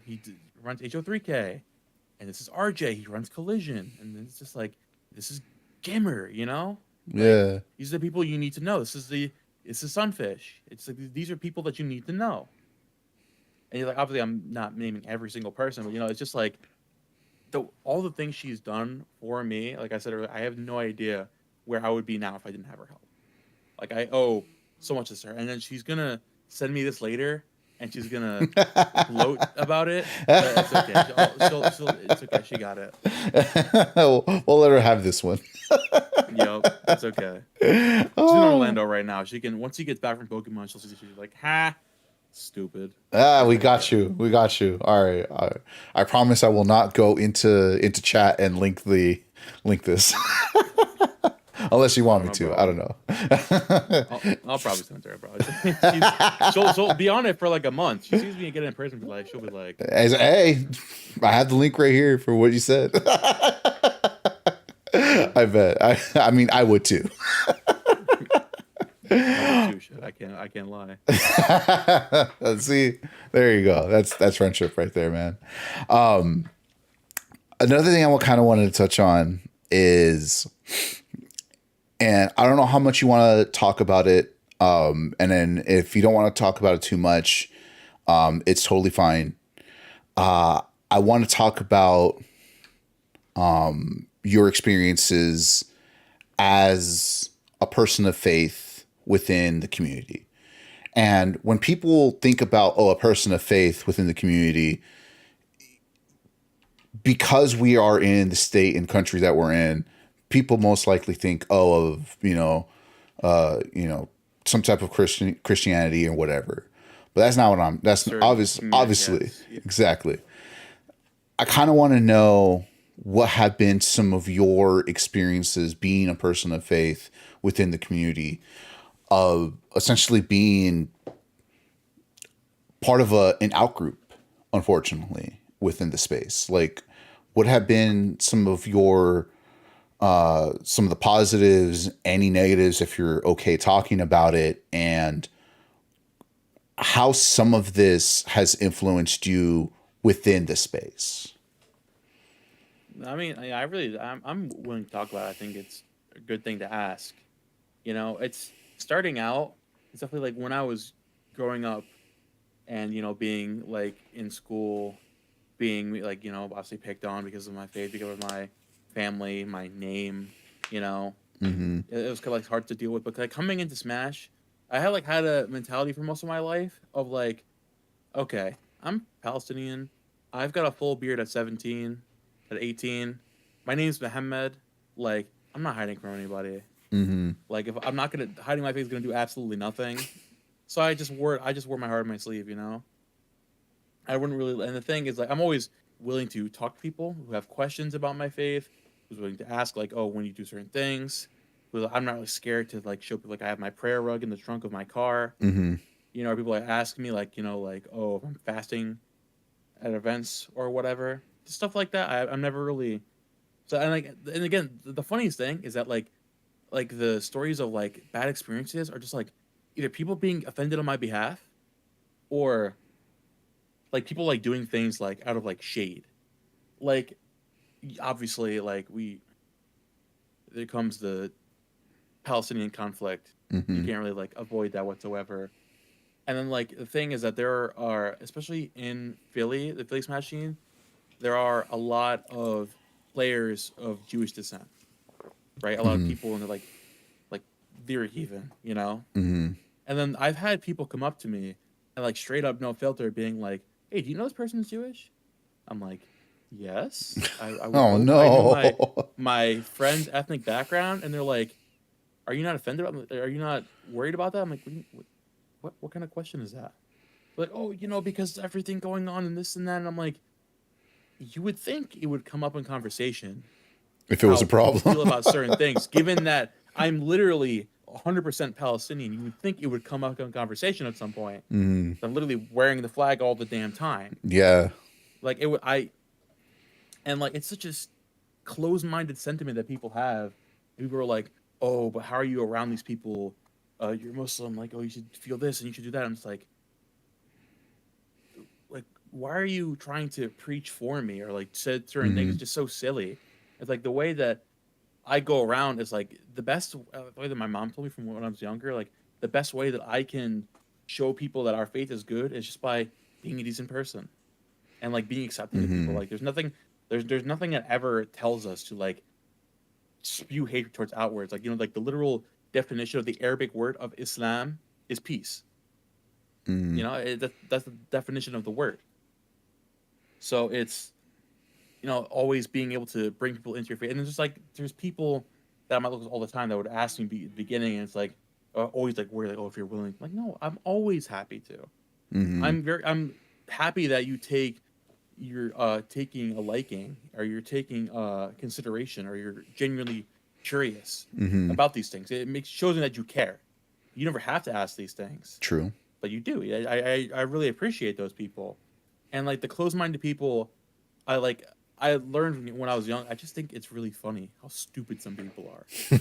I've never taken it. I've never taken. I've never been Yeah. offended by it or saddened by it. I just think it's. I've been saddened, like not like emotionally, but saddened like you people are sad. Like this is pathetic, and it's really funny how stupid some people are. I remember when I competed, I did the my in-game tag was for Palestine, Yeah. and I remember at one tournament somebody deleted my tag off the setup like after I played a set. Like I went to the bathroom, came back, my tag was gone.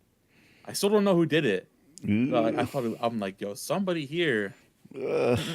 Mm-mm-mm. No.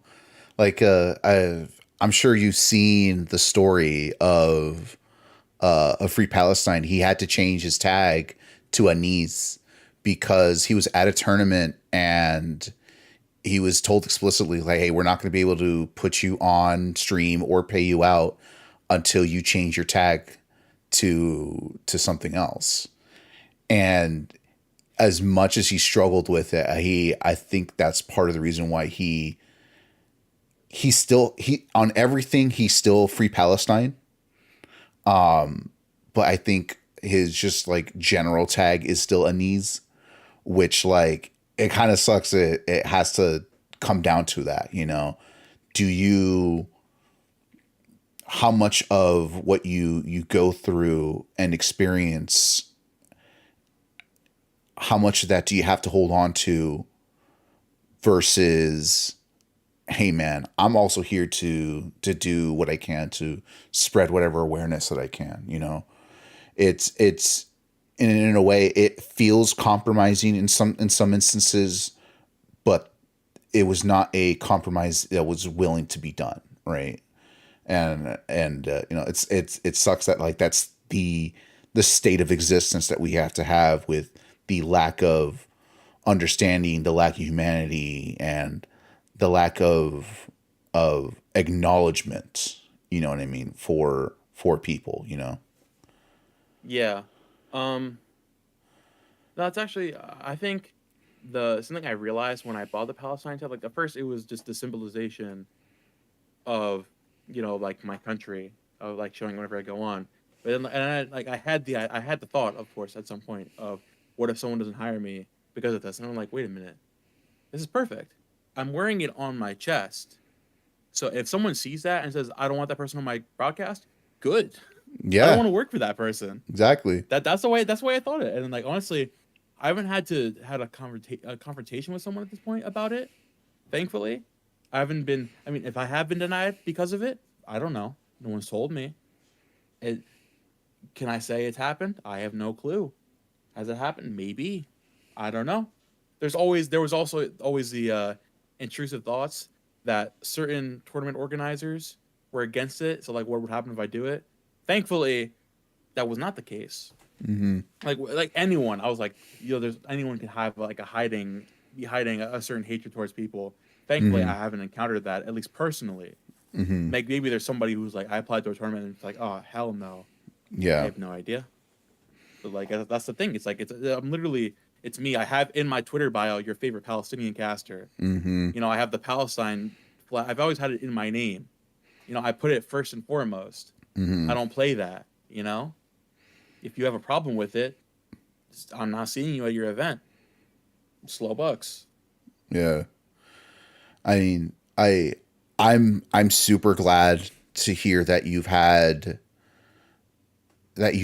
had, I should say, you haven't had the difficulty of not just your faith but also your background, and in combination with each other, that you haven't had those kinds of experiences, especially considering that so few people know and understand. Like even me, like I have such cursory knowledge and understanding of what has been happening for not just the past, what, 6 months, 7 months. Yeah. 6 7 months. It wasn't 7 months ago when something like this it's been happening for a very long time. And you know for me, knowing that, like, this is one of the most devastating parts of you know the history of your people, and knowing that at any given point, just your mere existence is enough for people to say, I don't want that person in my commentary rig or whatever. The fact that you don't have those experiences compounded is good to hear. That you have a good group of people around you that are willing to see you and take you for the person that you are, along with everything you want to bring and represent. And in some ways, it's kind of tragic that you have to politicize yourself as a person. So you have to politicize yourself as a person while just trying to live your daily life. You know what I mean? There's a do you know the streamer Caprice on Poppy? Yeah. Yeah. I So know about him. it was on one of the most recent. I want to say it was probably about 3 episodes ago of his podcast, that like his mere existence is enough to cause like such extreme like political debate, right? He's Palestinian Christian. So like there's so few Palestinians left right now by comparison, and the fact that there's even less Palestinian Christians right now. And Mm. he has to be an advocate for something that people don't understand.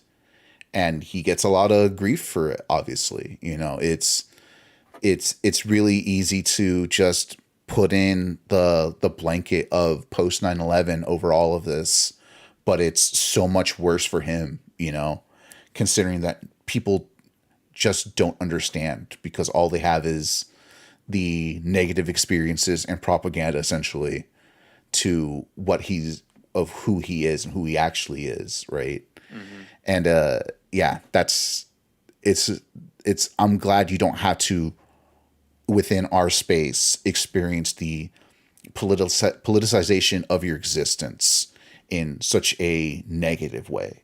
So, Yeah. I'm honestly like I was around the October 7th attacks. I was very honestly scared that I'd catch a lot more backlash towards the things that I'm public about, like towards the amount of retweets I put out, the amount of tweets I'm saying like, hey, like I don't if this makes you uncomfortable, like unfollow me, dog. I don't care.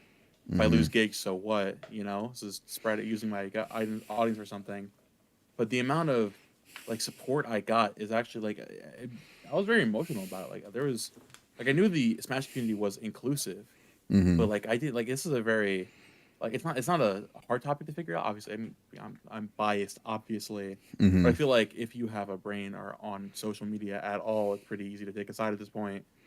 Um, but then I was still like worried, like there's a lot of things that you could just that could happen in the community that you could that people could get on you for it. But then there was a whole debacle with the one a Zionist player before big moves, and then I Mm-hmm. saw like the overwhelming support. Like I kind of like spoke out, like, "Hey, it's kind of gross. I don't want to see this guy at the event."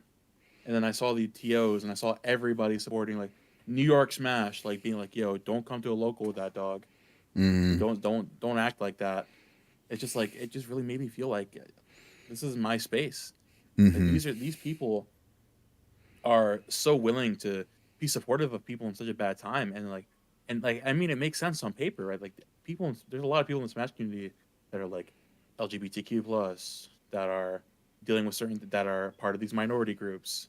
They understand, and they understand like when people are going through a bad time, they're willing to stand by you, and I it makes you feel like it makes like I'm accepted, and it makes me feel great, and I'm just so glad that people are open to hear about it and open to like even come up to events now and ask you like, hey, I'm kind of ignorant on the stuff going on, but like can you point me to a news source? And I'm like, of course I can.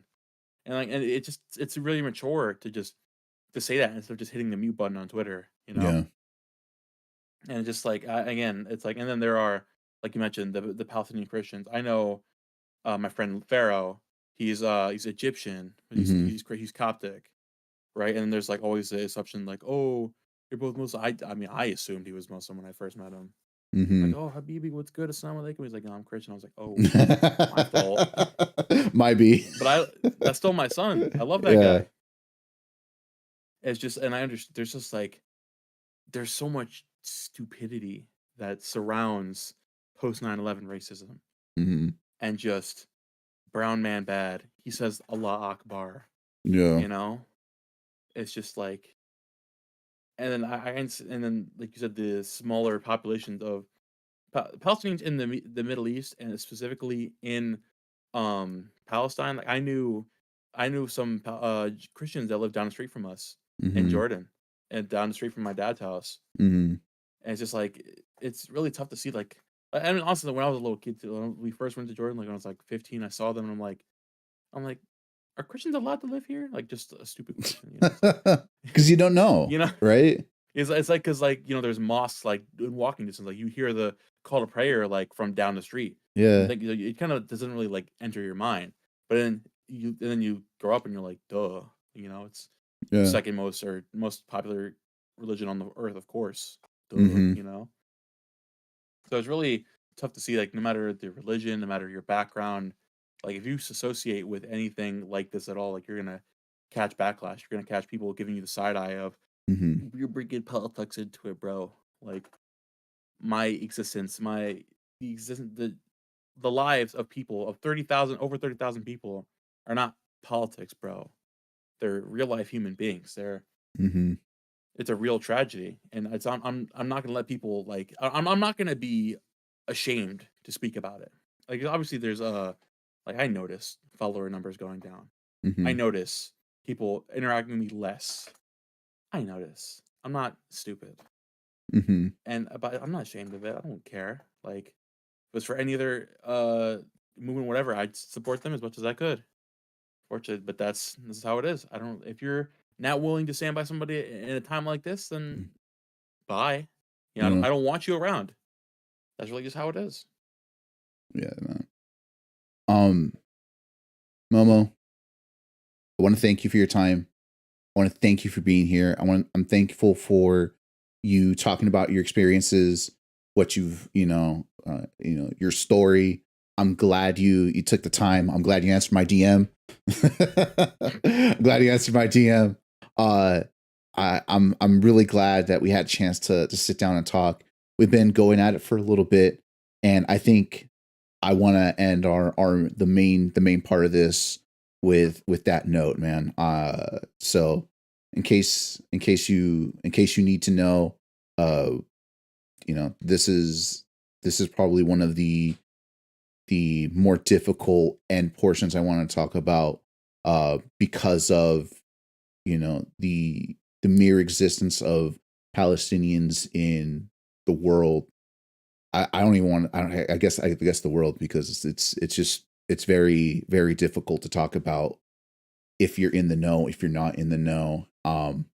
Thank you for talking about it. Like I said, I didn't know how much you wanted to get into it, but thank you for talking about whatever you could. Um, there was, though, a comedian that I do wanna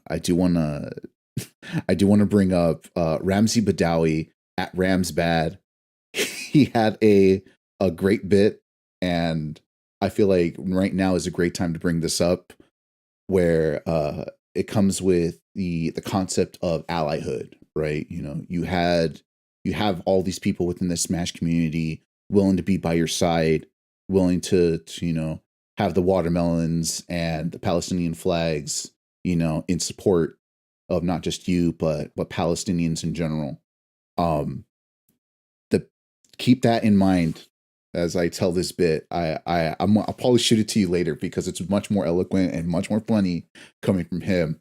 But he said he had some friends after what happened in October, saying, "Hey man, I kind of want to know about your culture. I want to know about it. Is there like a little Palestine we can go to?" And he goes, "Hey man, bro, we barely have a regular Palestine. If you find one, I know a couple million people who would want to go there."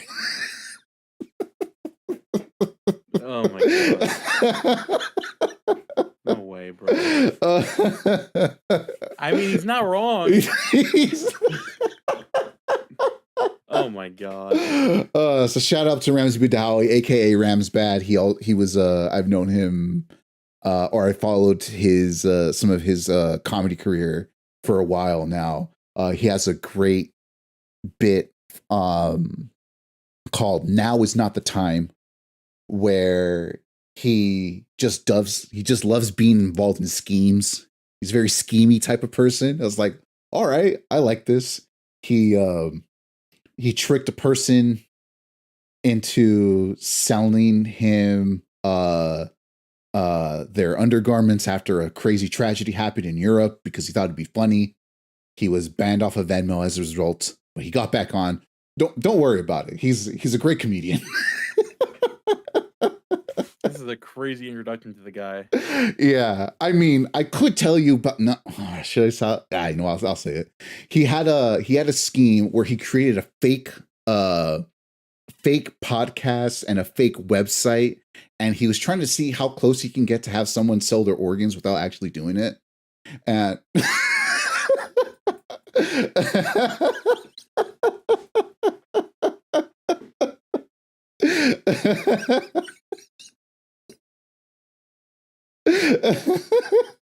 I gotta go.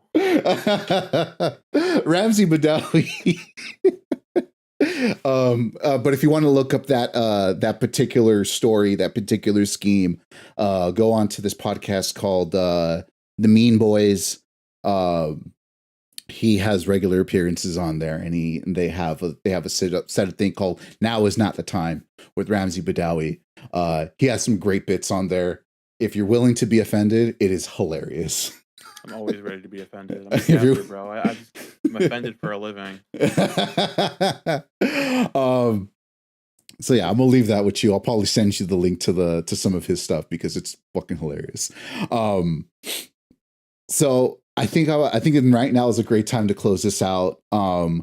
There's one last portion, and if you have another like 25 minutes to half an hour, I would love to get into it. We always end these things with a rapid fire 10 questions. Doesn't have to be, can be Smash related, can not be Smash related, can be whatever related. It could be whatever you think, as long as it's super not out of pocket. All right. So it's, you ask 10 questions, I will ask 10 questions. Oh, excuse me. And yeah, this is just how that works, man. We're gonna do a little coin flip. flip a coin.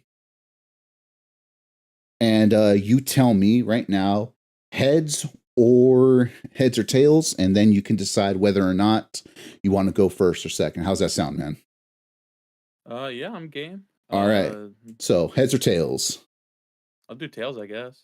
Tails. All right. And we are getting heads. Okay. Damn. This is why I'm not a competitor. That's why you don't gamble, man. That's why gambling is haram. Exactly. This guy gets it. All right. You know what? I did ask a lot of questions. I like being asked questions. So go ahead, ask your 10 questions first.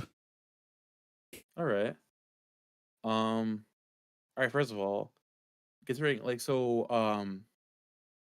said you first entered the scene, you tried to go in about around like March 2020. What was your first offline event?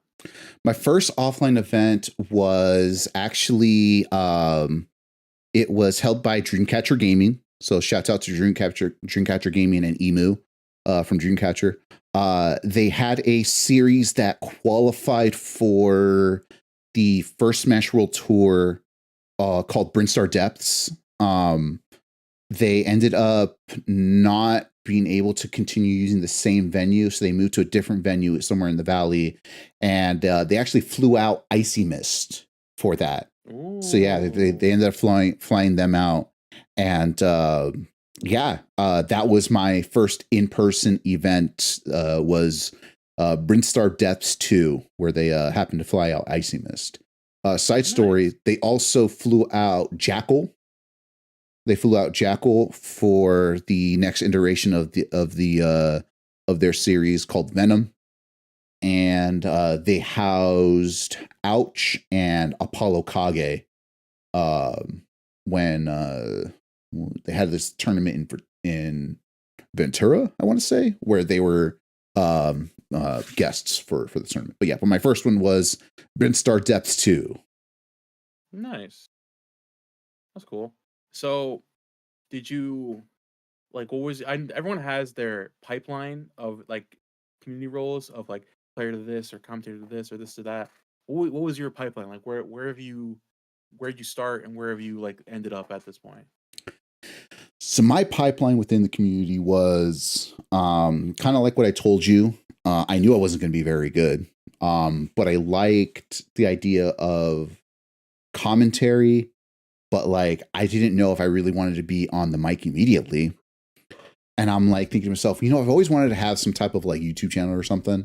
So let me just talk to people within the scene. And at the time I had a GoPro and I had a wired lavalier mic. And then I just went to a handful of different locals and I just asked people questions because I kind of wanted to know their stories. A good version of how I ended up here where we're talking right now was I interacted with Oates. Oates has been a longtime member of the Melee and PM community out here in San Diego and SoCal. He had a zine called Major Zine. If you ever seen or heard of that, that was ran by him. And he ended up talking something. I ended up responding to it, and then I was like, "Hey, man, would you mind coming on here and we can conversate and talk about the project, talk about your origins within the scene and things and such." And it was a really great experience. And yeah, I owe that to Oates. As a lot of people, specifically in Melee and PM scene out here in SoCal do, they owe a lot to Oates. Nice. So yeah, that's based between that, then, talking to Jerry, talking to a handful of other folk, Lyric and all of them, eventually ended up where I am here. Somewhere in between was because of me doing that and reconnecting with people or connecting with people through, some of the YouTube shorts or short form stuff that I have where I was conversating with people at actual events is how I ended up getting to be able to do media at Wave Dash. And then Yeah, that's basically it. That's how I ended up here. Oh, that's cool. Yeah, pretty interesting stuff. I mean, like, okay, here's like some more like basic questions, obviously, Okay. but like, who's your favorite player, whether melee and ult? Favorite player to watch? Oh, damn. I have so many between both. Give me like a top three for both, not ordered. A top three not ordered for both. Okay. Um, for melee, I think I'm gonna go with. I think I'm gonna go Cody Schwab. I think I'm gonna go Jmook. Ooh, third is hard. It's easy putting two, but then when you run out of spots, it's the more difficult. In the spot, bro. Yeah, on the spot. Ah, um, God, HBox is up there. Mango is up there. Moki's definitely up there. You know what? Amsa. I'm gonna say Amsa for There you for go. melee. Valid answer. For melee. For ultimate, definitely Spargo. Definitely. Um, I definitely want to say Cola and God. Now it's getting hard again. I think especially when he's going ham and he has to go extra aggro, and all the times he's defeated some of the craziest people, I think I'm going to say Sonics. Yeah, yeah. I think those are my three for each. That's honestly pretty good list. I'm All with it. You right, know, I'm question. like super biased in region, but like, you know what? The top players, that's valid. Yeah, yeah. All right, question All right. number three, I guess. That was question number three. Question number four. Yeah. Okay. Oh, so like, what's your ethnic background for like both your mom and your dad's side? Like, what's the main thing you were like raised in? So both of my parents are from Mexico. My mom came from a more rural area of lower southern part of Mexico. Where my mom grew up was so small up until about the last 15 years or so, you weren't able to find it on a map. Like the main Hmm. road in the state of Michoacan is what it's called. The main road is probably about 2.5 miles long, and Sheesh. then you don't see anything. Their two closest major like more well known cities are about 30 minutes to 40 minutes north or south of where my mom is from. Hmm. My dad kind of grew up in a more urbanized environment in Guanajuato, which is a little bit more north of where one or two states north of where my mom is from. It's a little bit more a little bit more urbanized. They had like internet and Wi-Fi there like a couple of years before my mom, where my mom's from, got it from, or where my mom's from had gotten it more readily available. Um, and yeah, that's them, and grew up Catholic, but yeah, Okay. Yeah, it's I know like being down SoCal, there's a lot of people that like fit under that. So there's especially given the influence of the yeah, cuisine and a lot of different stuff. Yeah, that's cool. yeah, and like many of us, I'm first generation born within the United States. So a lot of SoCal folk that you will see or talk to that are, either, Mexican, Salvadorian descent, Guatemalan or whatever, chances are we're the first ones that spoke English in our in the family. Nice. No, that's cool. What else was I thinking? Question I five. lost it. Lost it. Oh no. Okay. Which I know I have one. Which community, if you do have one, which community figure in the Smash community like inspired you the most to like give you direction for what you're doing now, or still does? Either did or still does. Hmm. It's kind of hard because like I don't know how many people within the community do something that's very similar to this, where they just want to talk to, where they don't want to talk to like top players. Because the point of like what I want to do is I want to get the stories of people who are not in that like upper echelon of like top player, because Mm-hmm. people make entire careers talking about top players, right? Yeah. People make entire video essays about, people, top players and what they do. But no one really talks about, you know, hey, this person has a cool zine, that's well respected amongst top players. Hey, this group out of Texas, they make uh leverless and box controllers, and their story is pretty crazy. Oh, no one knows really the background of this commentator. Yeah, let's have them talk about their life and experience, right? To my knowledge, there's no person that's kind of like that, but I do draw my, at least within scene, inspiration to talk about people kind of more from like the perspective of a long-term conversation. And I think the closest thing to that, despite the fact I didn't watch it too much, is probably kind of like I want to say the Reeds a little bit, which is Mm. again, which is strange because like yes, it's Scar and Toph, but like they're mostly just shooting the breeze and playing on net play. They're not really kind of talking about hey, this commentator has a crazy story that you don't know about, right? So I really don't know if there if there is a in community set of people that do something similar to what I do, and if they are, I don't know who they are, and let me talk to them, hook it up. I want to know. I want to know their story. That's that's that's awesome. I'm glad that you like have your own set thing. And that's I mean, and I really enjoy. I mean, I'm on here obviously, so I enjoy it to Yeah, at least an extent.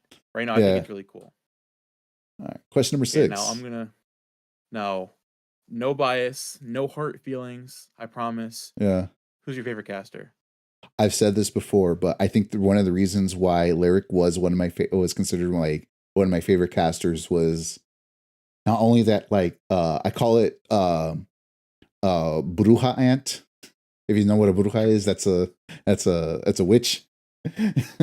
she Damn. she has bruja ant energy, and also probably one of my favorite commentary moments was it was I forgot what tournament it was now, but it was a hero player where pulls up the menu. It's there's the thwack, and she's like thwack him, and then he turns on Hocus Pocus and it just grows, and it was just the F smash, and that was the best way to end the set, and that was pretty hilarious. Yeah, I remember that. That was LMBM. There you go. That That's was what it this was. this hero player versus Pelka. I remember that set. Yeah, I was in the yeah. crowd and I watched that happen. I was like, no way. And I saw the clip afterwards. I was like, it's making it even funnier. It's so good. It's so good. Yeah, I think that's what I think. Like I said, she has that bruja ant energy, especially in that early in the when I had first like saw like became conscious of who she was as a commentator. Like that's energy I can sync with, and then just all the the amount of work that she's done and everything. Like I think she's one of my favorite casters because of that. Yeah, yeah. There you go. I can't say I disagree. I agree, but no, I'm kidding. Kidding again. Kidding again. Joking. Joking. I definitely agree. No, she's Question definitely good. 7. Okay. So, I guess it becomes like a more personal question of like the channel or whatever. Mm-hmm. Like, so what was your favorite one of these? Maybe it wasn't exactly like the interview so far, but like maybe it was like in making videos in general. What was probably one of your favorite moments? Like looking back on it, either like was the funniest thing or just like it just in the moment was it was great. Oh God.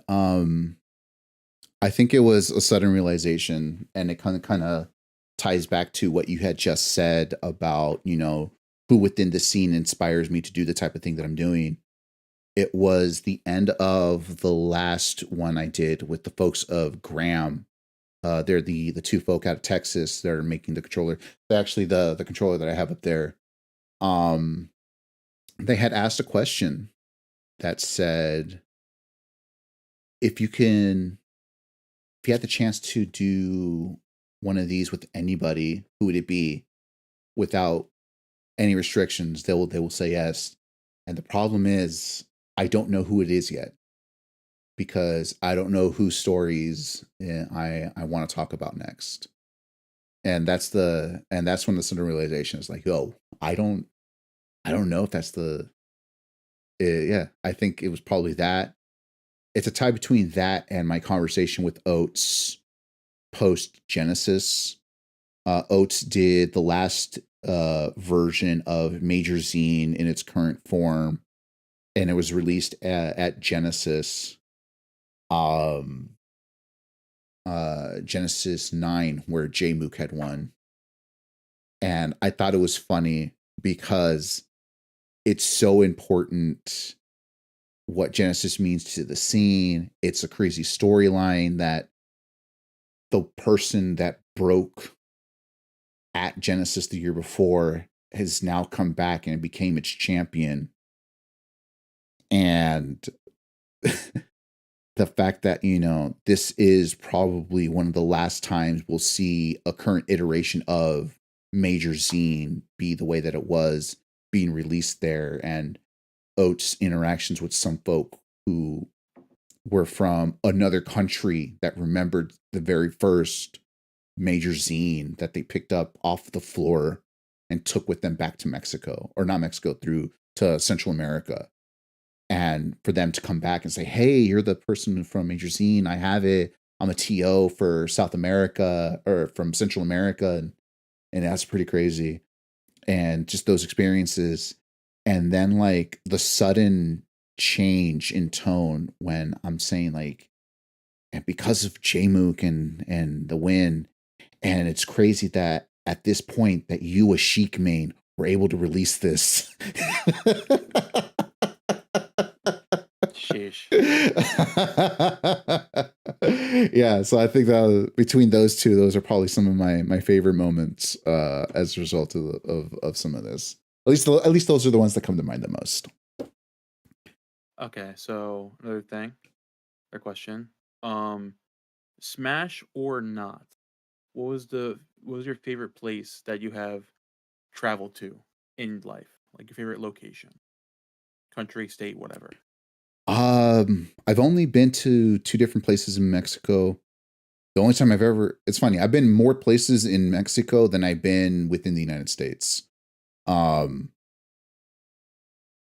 I think I've only been out of state once, and that was to Reno because my brother was graduating, and we Mhm. went there.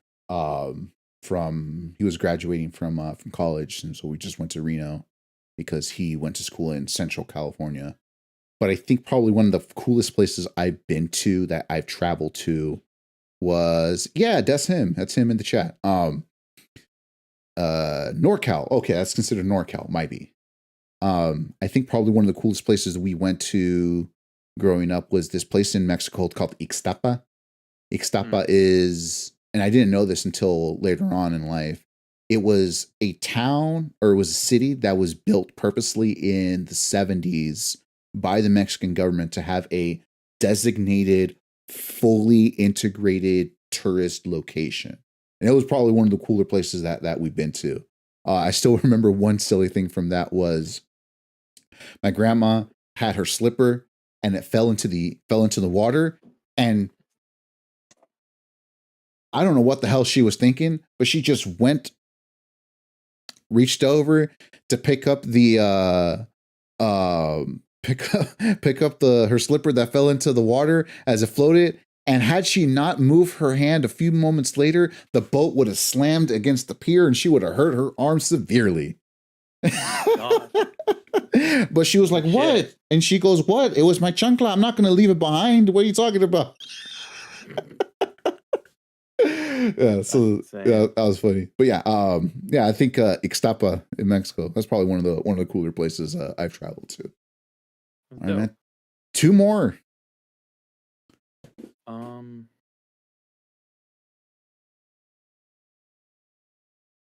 Oh yeah. Okay. So this is kind of ties back to this too. What is the craziest answer or question you've gotten on here from one of these? What is the craziest response you think about it? It's like this is like the like most out of pocket thing I've heard in my life. Oh Why man, did you say that? Why did I say that? I think. Oh god, I think they mostly from me. Nice. I had asked would be the most dangerous location to go to have a Smash tournament that you would want to visit. You'd be anywhere in the world. I think North Korea was the number one answer. It was with it's just like, but yeah, imagine like there's this like super crazy youngling in Melee in North Korea that's just wrecking shop, right? That was crazy one. One that I had asked, I think it was the last question I asked Lyric, was if you were to do immersive therapy, what would actually break you instead of actually curing you? And she said bees. That's a good answer. That's a good answer. So yeah, those are my two most like wild out of pocket questions. What extremely dangerous plays that you would go to for a Smash tournament? So they both say North Korea. I think Oates originally said Somalia, but it's like probably North Korea is the worst, one of the worst locations. But yeah, that one and what immersive therapy thing would actually break you. That's a pretty good one. All right, last question. All right, last one. Then I guess going off piggybacking on with the early one, then I guess which either I guess which location, like which place on Earth would you want to travel to and like kind of and just go around and explore, like whether it's at an event or whether it's just with somebody there and just doing your thing. Like what Mm, place where would you do it? I'm trying to think because No money, the money's not an issue. You're just there. God, I can't. I don't know. Hmm. There is a big list of people or places. I do wanna I do want to see do you want to see Puerto Rico, which is much more attainable than like a lot of the places I'm thinking of right now. Do you want to see Puerto Rico? Um I want to see if I can walk from one end of the island to the other in Guam. That'd be kind of crazy. See if I can go from one end of the island to the other in just a single walk. Because apparently you can drive around the whole island. Um, my brother did Japan, and I have a feeling I'd only be within like 2 square miles of Japan. So it's like I don't know if that's super worth it for me. Hmm. um, I definitely want to explore more places in Mexico. Considering I've only really been to like 2, 3 places within there, or 2 or 3 different states. Um, yeah, it's kind of hard because I can't think about traveling outside of the U.S. because there's still so many stories and places that within the U.S. that are kind of crazy to try to experience. Larry mentioned twice in the stream. Let's go. That's right, my brother. Yeah, yeah. I can't really think of very too many places, but definitely if I had a chance, Puerto Rico, Guam, and just more states in Mexico. Nice. All right, and I think that was number 10. All right, dude. Mhm. All right. Now it's my turn. Let's see what we can do. Okay. Oh, who's one person on commentary uh that you feel would be uh and keep in mind they are very inebriated in this scenario. Who's one person on commentary if they were inebriated, you would probably quit commentary. I was working with them or was listening to them. You were forced to work with them while they were extremely inebriated. And like, I don't think I can ever come back because the trauma would be too great. Dude, it would probably be like, this is not like a top caster, but my guy Chupe that I work with at Bears, because the type of shit he would say about me, Oh I could never show no. my face again. Like the type of stuff he would just spill out on commentary, I'd be done. I probably wouldn't have a choice to never come back. I'd be cooked. Hell no. Oh man, I love that. I love to see it. Oh,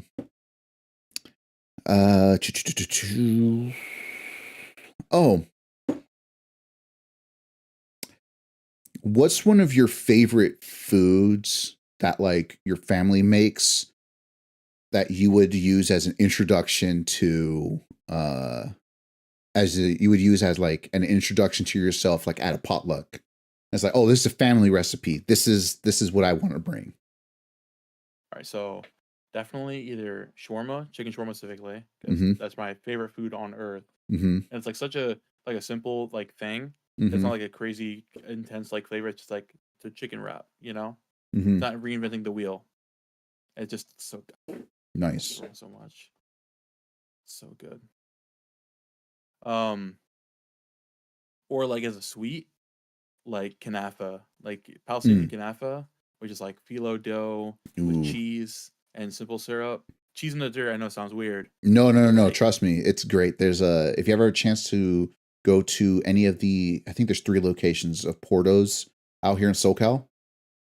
They have the cheese rolls there. Oh my god, so amazing. So I can only imagine. I'll go there. I wave to. Oh man. Next time, the next one. But yeah, no, that's probably about it. Okay. Like those 2 things definitely I think would be good representations. So my brother says he's going to be inviting you to the carne asada as long as you bring the chicken shawarma. So say less. I'm in there like swimwear, brother. I got there you. We go, brother. All right, cool. Question number 3.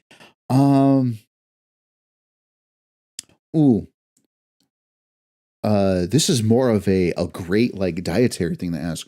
What do you ask for as a substitute that works very well for pork?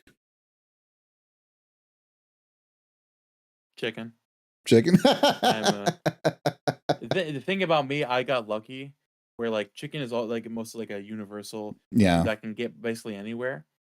And like it's also my favorite thing. And that's probably why, because I eat it so damn much. It's like it's a good substitute, and I love it so much. But yeah, like anything, it's like chicken substitute, or like like instead of like regular bacon, like either beef bacon or turkey bacon. Like if there's anything like chicken sandwiches or anything like chicken adjacent, like I'm always down to get that. Definitely the most clutch protein. Definitely, and one of the more universal ones too, like you said. Yup. I'm betting. You said there was a chicken al pastor. There you go. The most clutch thing would be that's the reason why everybody goes to Raising Cane's right after. And maybe it's because I found out. Don't do that. Don't do that. No Raising Cane's. Don't do that. No.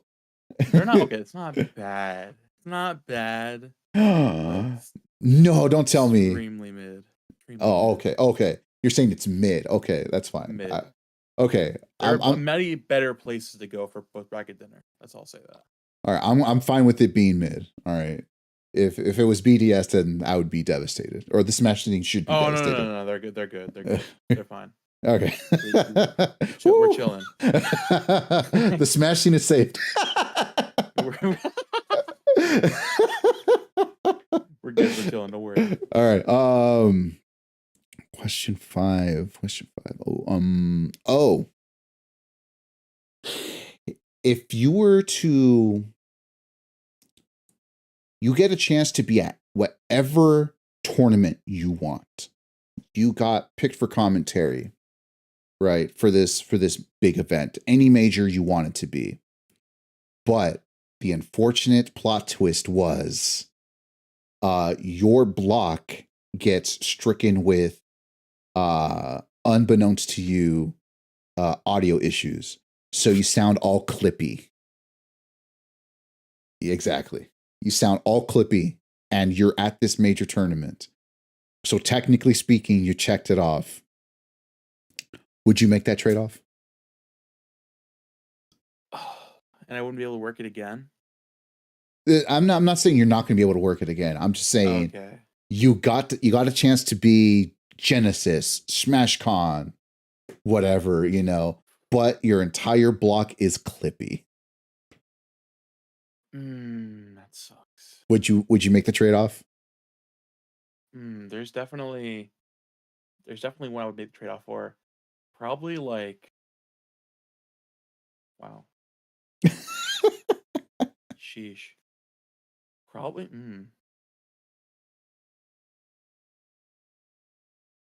Honestly, okay. Big brain play. Okay, big brain play. Something like King Kong on one of those international events that I never get picked for because I don't speak the language. So I get to be out there in the country, and the block wasn't usable anyways. Man, that's not even 4D chess. That's like 16D chess right there, man. Love it. Love it. So yes, you would take it, but the caveat, it's King Kong. Got you. Also, it's on my resume. So there you go. Boom, even more. All right, number 6. All right, correct me if I'm wrong, but the religious leaders at the mosques are imams, correct? Mm-hmm. All right, so you have now been officially dubbed the imam of the FGC. In this scenario, tell me, give me 2 things that are not considered haram within the FGC. So Angry Burger's gonna have to follow this going forward. 1, showing up to a tournament unwashed. No meme. Enough. You stank. Stay home. All due respect. And second thing, definitely harassing women at tournaments. There are too many stories. Yeah. And it happens way too often. Enough. It's gone. I never want to see it again. All right, man. All right. Those are respectable. If I would have told this to any other person, they'll say, I don't know, grapplers. I don't know. No, come on, bro. I play in Incineroar. Can't do that to me. That's what I'm saying. It's actually haram to not have a grappler secondary. That's what I'm saying. People know. All right, emergency third thing. Not having at least a secondary grappler is haram. Exactly. All right. Well, we'll pass it along to the birds. All right. And I don't know what's the closest thing to a grappler in Melee. Oh, I guess it's BTK. Well, yeah. I guess Junebug is fine. So we're good. Junebug, my goat. I love watching Junebug. All right. Question number 8. I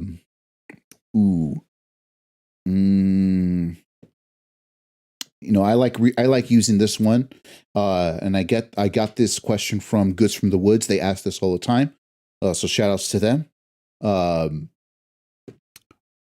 Favorite thing from your childhood that's not there anymore? Favorite thing growing up that's not there anymore? Can be a food place, an entertainment place, or whatever. Good one. I think. Favorite thing from my childhood's not there anymore.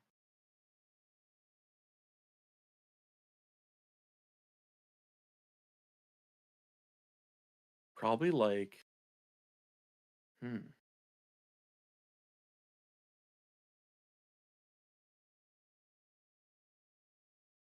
Probably my Xbox 360. All my save files, all my games I used to have on there.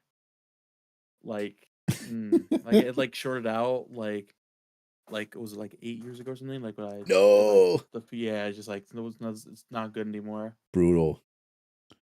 Nostalgia behind that. That's so many games on there. So many games that I never 100%ed. There's like there's a story of so my favorite game of all time. So the top 3 favorite game of all time: Lego Batman 2. Ooh, That was nice. I loved that game when I was younger. Right, I 99% completed the game. I had 200, No. 249. I have 248 of 250 gold bricks, and I was doing the minifigure level, like trying to do it with my cousin to try to get the No. last 2 gold bricks. Right, literally 99% complete with the game. So I'm playing it with my cousin, right? My like 7-year-old cousin, 5-year-old cousin at the time, right? So the way my Xbox is set up, I have like one of the Power Ray controllers with Mm-hmm. the lights inside. You know, Yeah. sick, the rainbow lights, right? Yeah. So I'm like, I have the Xbox hanging off the shelf a little bit, right? Because I can have the controller out, but like it's fine. You know, it's just a little bit. So I'm like sitting on the couch, like sitting, relaxing, right? My other cousin comes down, just learned how to walk, like 1.5, right? And I see him come down, and I go to his sister. I'm like, "Yo, be careful for him. Watch out for him." Like, okay. She looks away. He walks over, like crawls like the little like dresser setup we have of the TV. Yeah. He goes over to the shelf, grabs the Xbox, yanks it off the shelf while it's No. on, and I just hear the biggest noise, and the game just stops. And like, dude, I jumped out the chair. I was like, "What happened?" I pick it up off the shelf, off the floor, put it back up, and you know how the old consoles you can never move it while there's a Yeah. game playing. Open the disc tray, solid white line inside the inner rim of the game. No. Could not read it anymore. Dude, I was No. like, I saw him. I went to his sister. I'm fuming. I'm like, yo, get him out of here before he do something stupid. It's like I Get never him out wanted of to the commit room. child abuse so much. I'm like, get him out of the room. I'm gonna do something dumb. Get him out. No. No. And to this day, Never got to 100% it. I still have the disc in the storage room. Oh no. Wow, it was That's just an devastating. upsetting day. Oh man, that's devastating. I Oh had to look god. up on YouTube like a couple of years later, like who was the last character. Like, I didn't know. I looked it up. It was Supergirl. I was like, damn. I never even figured it out. That's funny. Oh god, that's so sad. That's so sad. Oh god. Question number 9. Mm, ooh. Get a carpool going in this scenario, and you are going to drive cross country. All right. Because for some reason, driving cross country is your only option to commentate Evo in this instance. Give me one co-caster that is just going there to support you. In this scenario, you're the only one that got into Evo. All right. Mm-hmm. What co-caster would you take, and what 2 players would you take in the carpool? Oh yeah, I know this one like easily. Lyric, obviously. I don't want Okay. her there. You know, like just they have her in the carpools too. It's just like absolutely just comedy. So just like being for that long of a ride would be absolutely hilarious if we were Hmm. all willingly going to this. So I think like, and also just having her at the event would be great. There's 2 players. Um, the 2 players I pick would be two of my friends from the Philly scene, probably Joshathan and Sweshy. Like 2 guys that like have been in my carpool. Actually, were in my carpool for Save Point when I almost fell asleep on the road at 2 a.m. Nor. Come with me to. John actually was the one that kept opening his window to like wake me up. Oh my god. And like no, but having them like, dude, the group of that I've had that same carpool before. Though that group of people, like the vibes are absolutely immaculate. It's hilarious. Like the type of dumb shit that goes on in that car Yeah. is just so funny. Like if I had to go cross country, I would definitely endure that with those people. I think it'd be great. Nice. We got the carpool. There you go. Lyric 3-peat mentioned.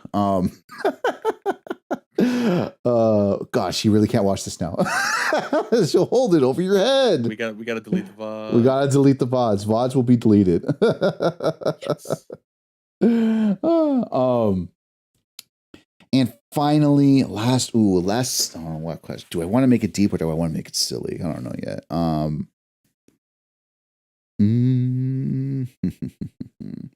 Okay.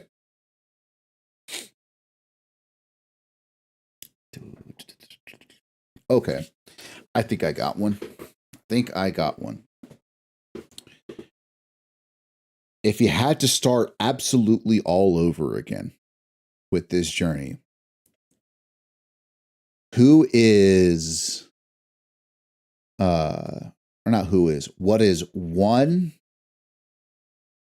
one side bet you would make knowing that you have the guaranteed payout of all this future knowledge? What's one side bet you would make that no one would have seen coming, or oh, this is an easy clap victory for me now that I know? It doesn't have to be, oh, this person wins this major or this person is going to do whatever. I'm talking about like weird, obscure things like, oh, this person's going to say, or this person's going to be on this commentary blog and they're going to commentate a blank set or some weird thing. What's that weird side bet that you would make?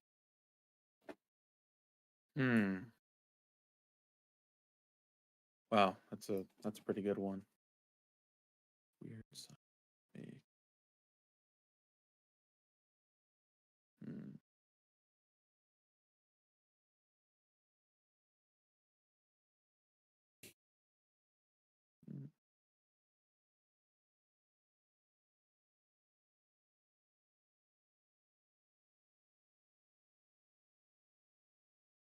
I'm trying to think. There's a lot of stuff.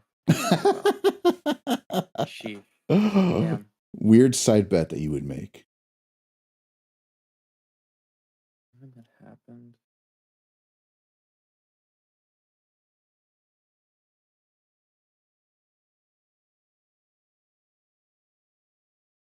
Oh, it'd be a funny one for an inside joke. Mm-hmm. That I'd work the opposite coast before I worked in tri-state. That'd be hilarious.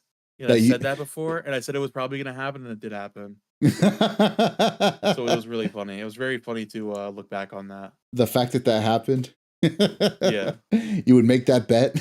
And like, people yeah, like, watch, I'm gonna work in like fucking like California before I work a tri-state event. And oh man, that would have been a great payout. Yeah. That would have been a great payout. That one. Yeah, that's great, man. Momo, thank you for your time. Thank you for letting us know your story. Thank you for letting us know about your experiences. We're gonna wrap it up right here. Is there anything you want to shout out? Anything you want to plug? Anywhere we're going to be able to see you going forward in the future? What do you have for us as we wrap up and close this out? I mean, no, thank you for having me on. I had a great time. It was a lot of fun. Shout out, of course, to, like I said earlier, all my friends. Shout out to my sponsor, newly sponsor, Team Ultra, for helping me out. Like I said, new on the way, maybe. And just, yeah, man. I mean, you check me out, obviously, on Twitter. I'm Momo on the mic, where I get all my updates. I'm trying to stay on the grind and work more. And just like, if anything, just like a little advice to people, just like I'm still like, 2 years in. I've worked a substantial amount. It's kind of just like the plateau sucks.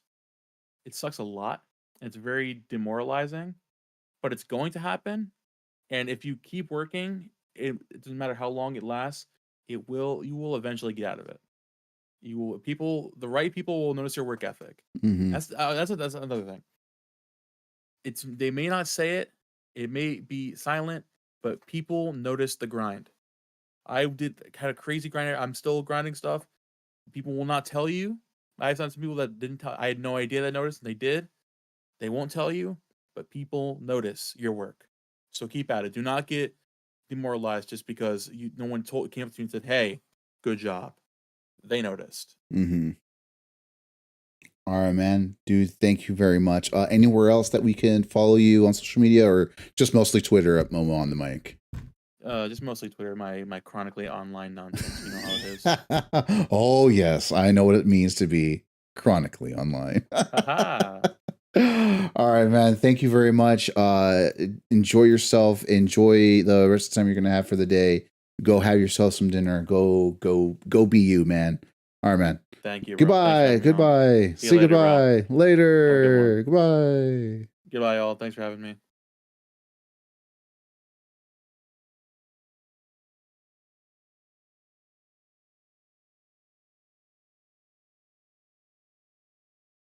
Oh man.